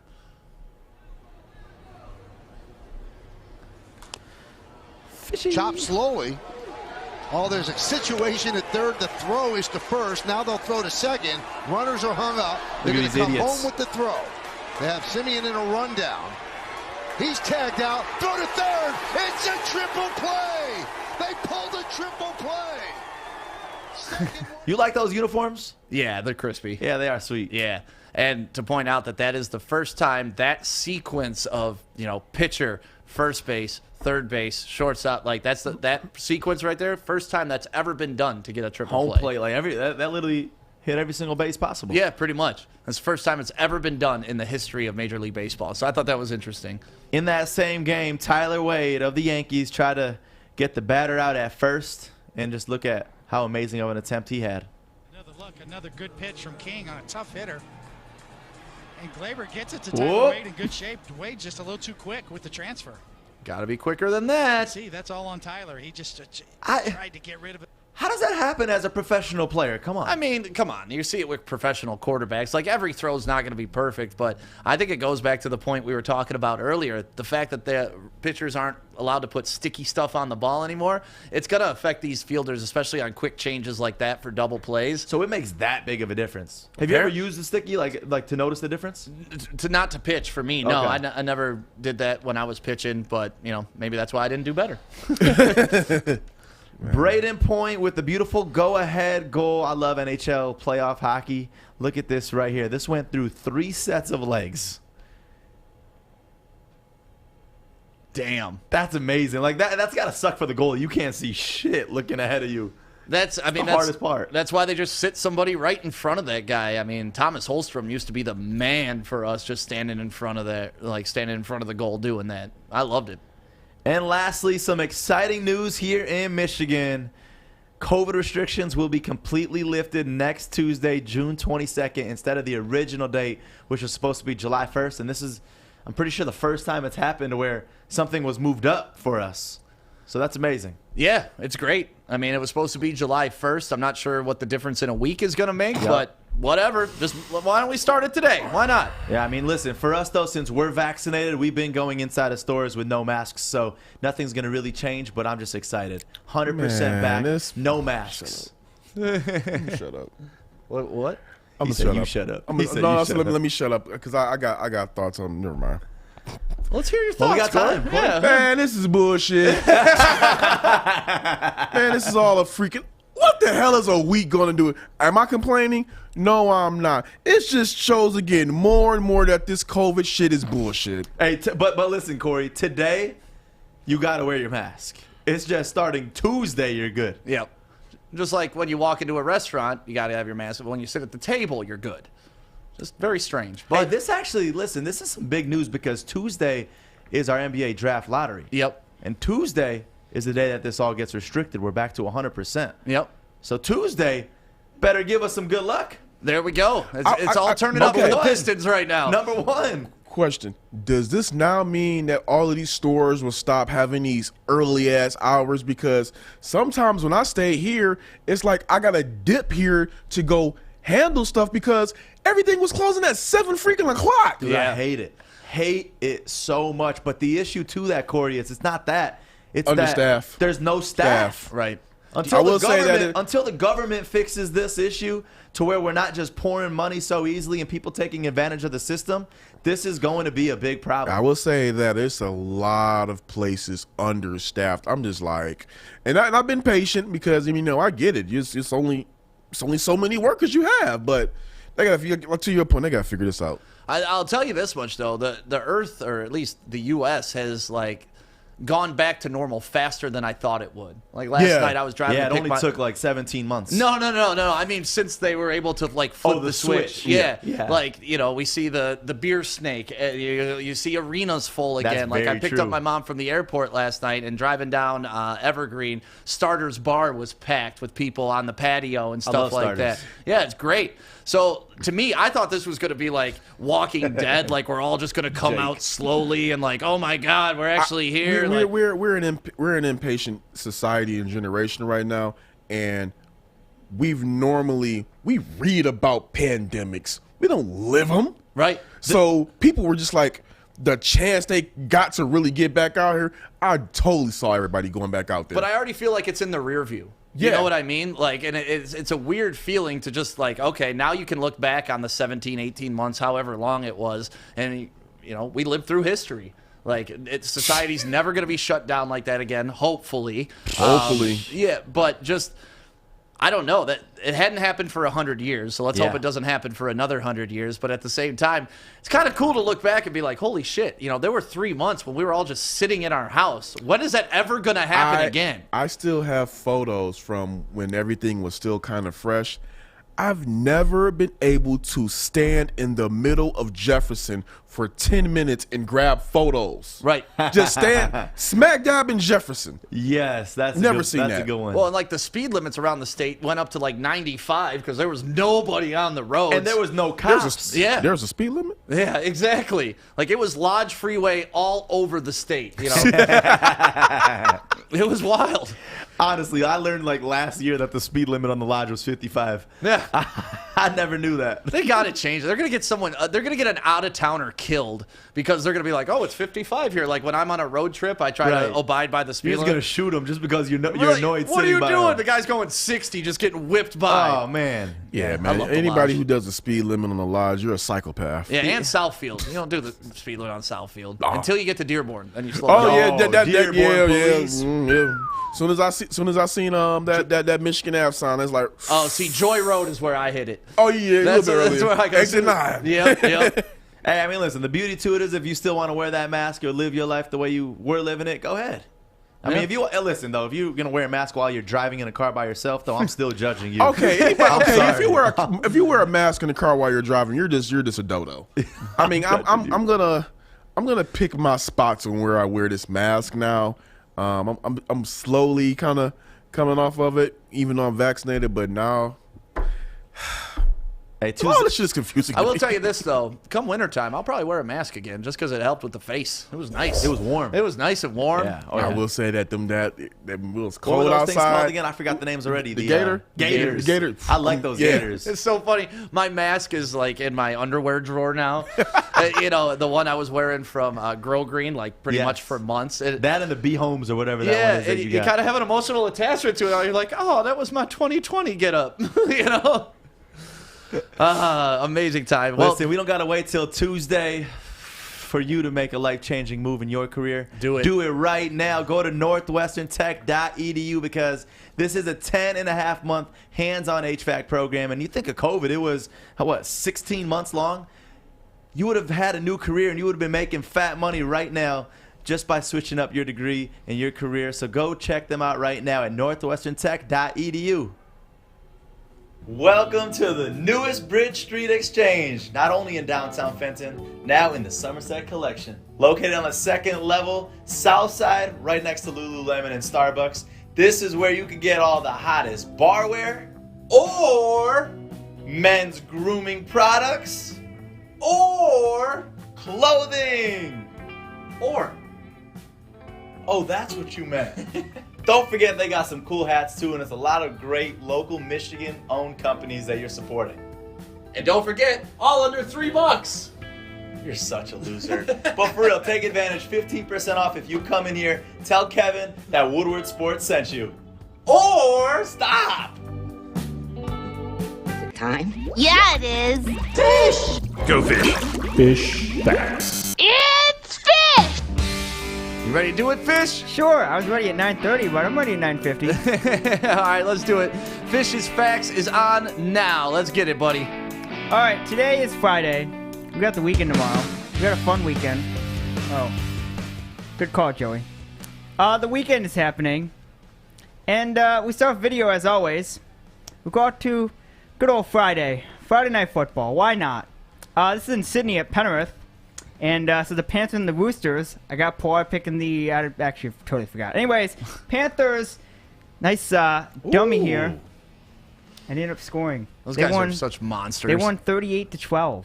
Nice. So that's honestly got to be the most manly sport ever. Like, you see the way, like, they don't even have equipment on, do they?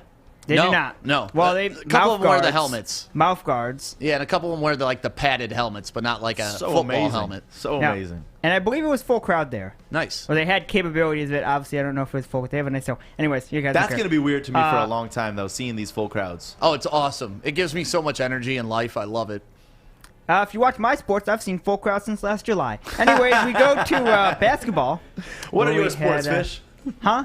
What are your sports, for those that don't know? What are the sports? I believe the first game full crowds was last year in New Zealand. That's amazing. Nice. July or June. June 14th? Sure is nice to 16th? live on an island. I know. I know.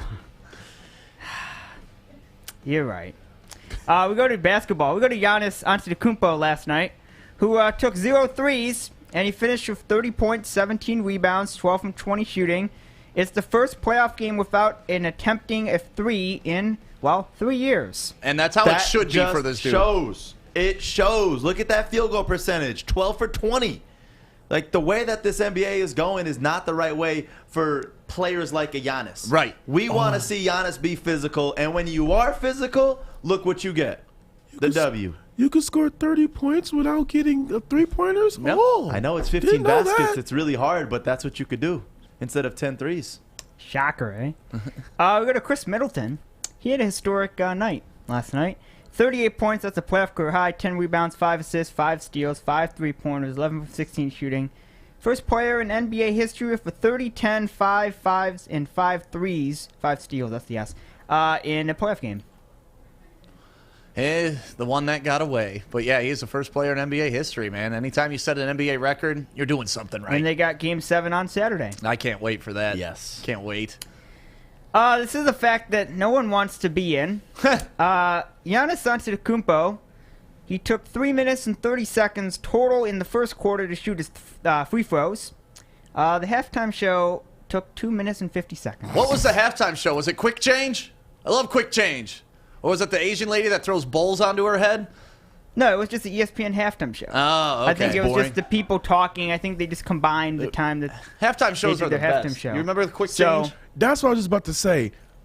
I was on. Okay, I interned at the Palace. I'm watching Quick Change in front of me, and I still don't know how the hell they do it. I'm like, where did y'all? How'd you change so fast? Yeah, so the And actual- how many pieces of clothing are you wearing? Yeah, Quick Change is awesome. The actual halftime was, what is it, 15 minutes in basketball? Yeah, something like that. But they're saying that ESPN, they're talking, you guys, just different network, was 2 minutes and 50 seconds. Got it. So that's not a good stat for him to be on. No. You know what was a good stat? We go to today, which is the 18th of June. Happy Father's Day, by the way, happening this Sunday. And Happy Father's Day to any little fish out there. Someone's Uh-oh. someone's birthday is happening this weekend. Who? You guys don't know? You guys don't know? No. Ba-doo! Sean Baligian. Oh! Happy birthday, Shawnee P. He might be pissed at me, but you know what? It's a happy day. Sean Baligian's birthday. I Is believe his it's this- birthday on Father's Day? I think it is. Okay. That's awesome. Wow. And he has this big thing where he wants it to be about him, and it's not about him. Yeah, I so- love Sean. He's like, Father's Day is Yeah. not about the fathers. If it was about me, I'd just sit on my couch in my underwear and barbecue all day. But no, my kids want to go to dinner. No, my kids want to do all this stuff. And he's like, it's not about me. But, you know, I love So Sean. he's on from 11 to 1. We got a special guest filling in for Bell and Baligian show, Yep. and he was part of the fight yesterday. Yep, Easy's going to be filling in today. I was going to hint them, but that's fine. You can say it. Easy Well, is if filling it in. wasn't me, it has to be Easy. But I said part of the fight, so Right. it could have been you. Oh, it could have been me. I just guess said so. who was part of the fight yesterday. I'll go back to 1911, where the Tigers did something good. They were trailing the White Sox 13 to 1, and Detroit ended up winning 16 to 15 for the biggest comeback in Major League Baseball history. Woohoo! Good job, Tigers. I was going to say Maz was at that game. He was probably New York. So. No, Maz was at that game. Okay. He's got the ticket stub to prove it. Just ask him. We go to 1941. Corey, boxing. Uh-oh. You love boxing. Joe Louis defeated Billy Cohn in 13 rounds. Nice. 54,000 people went to that fight at the Polo Grounds. Maz was there because it was in New York. So he was probably at that fight too. Joe Louis. We got. There were no major birthdays that you guys care about. There's like a tennis player and hockey and all that. You guys don't care. So no birthdays. We got a death. Jack Buck, 2002. He was 77. He was a baseball announcer. Yeah, that's why Joe Buck followed in his footsteps, Yep. unfortunately. Now Joe Buck's on Fox. A lot of people hate him. A lot of people love him. He's just so dry. I think he does a good job commentating the game, but he's just so dry. Like, it could be bottom of the ninth, 2 outs, bases loaded, down by 3. Guy hits a walk-off home run. He'd be like, and a fly ball to left field. It's out. Congrats, they won. And it's like, no, man, get excited. Somebody said something to him because when he did that Stephon Diggs call, that was probably the most That was a good animated one. I've ever seen him. I don't think he's been back on that animated ever since. But that's what I want to see out of my announcer. That's why I love, the people we have here, like Jim Miller and Dan Price and all those guys. They get excited. Was Jack Buck the guy with the raspy voice? No, very similar to Joe Buck's delivery, honestly. Okay. Those are the facts. We got the weekend. Yeah, so it's fishy. It's gonna be a fun weekend. All right, let's do it. It's time for Joey's dumbass of the day. The Detroit Pistons select Darko Milicic. World's dumbest criminal. Well, so much I for could give you a big me hug. calling him savvy because he had no idea where he's on the field. When he crosses too many timeouts, it's a technical foul. Dumbass!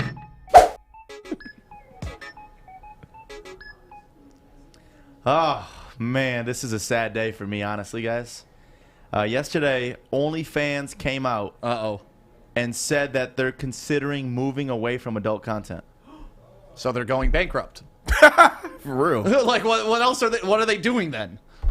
They're saying that they got all these subscriptions and they're trying to think about going away from there and working with their favorite creators. And I'm like, what the hell is this story all about? What is this all about? It's about going out of business. That's what it's about. Like that's what they're known for. That's the only. You're supposed to stick with the people that got you to the dance. Right. What are you doing here? What are we doing, OnlyFans? All it is a great opportunity for someone else to create a porn app. That's really all it is. There was that one.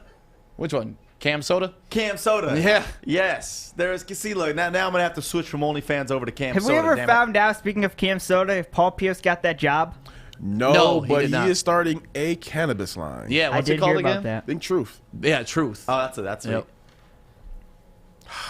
It's disappointing. That's Yeah. all. Like, honestly, That was it? That was your dumbass of the day? That's my dumbass. Oh, all My right. whole day is ruined.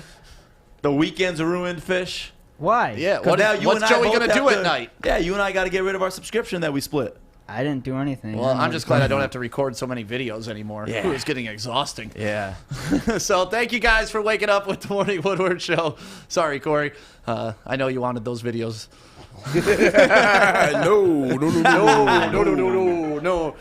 Before we get out of here, I got to acknowledge a special guest in the building. My mama is here sitting over there with Jeff.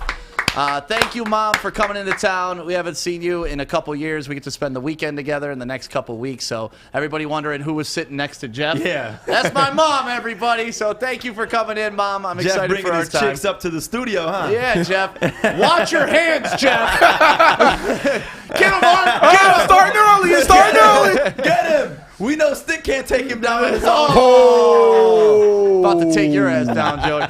Thank you guys for waking up with the Morning Woodward Show. Baligian and Bell is up next. Easy sitting in for that. Joik Bell is out at his charity weekend, which Corey is going to head to cover that all right weekend now. too. There's like Calvin Johnson, a whole fat name of list. Check out our Woodward Sports social media. We'll put up a graphic to show that all right now. Yep, and don't forget your next chance to qualify for that $25K for crypto happening at noon and 4 p.m. right here on the Woodward Sports Network. Have a great weekend, everybody. We'll see you Monday.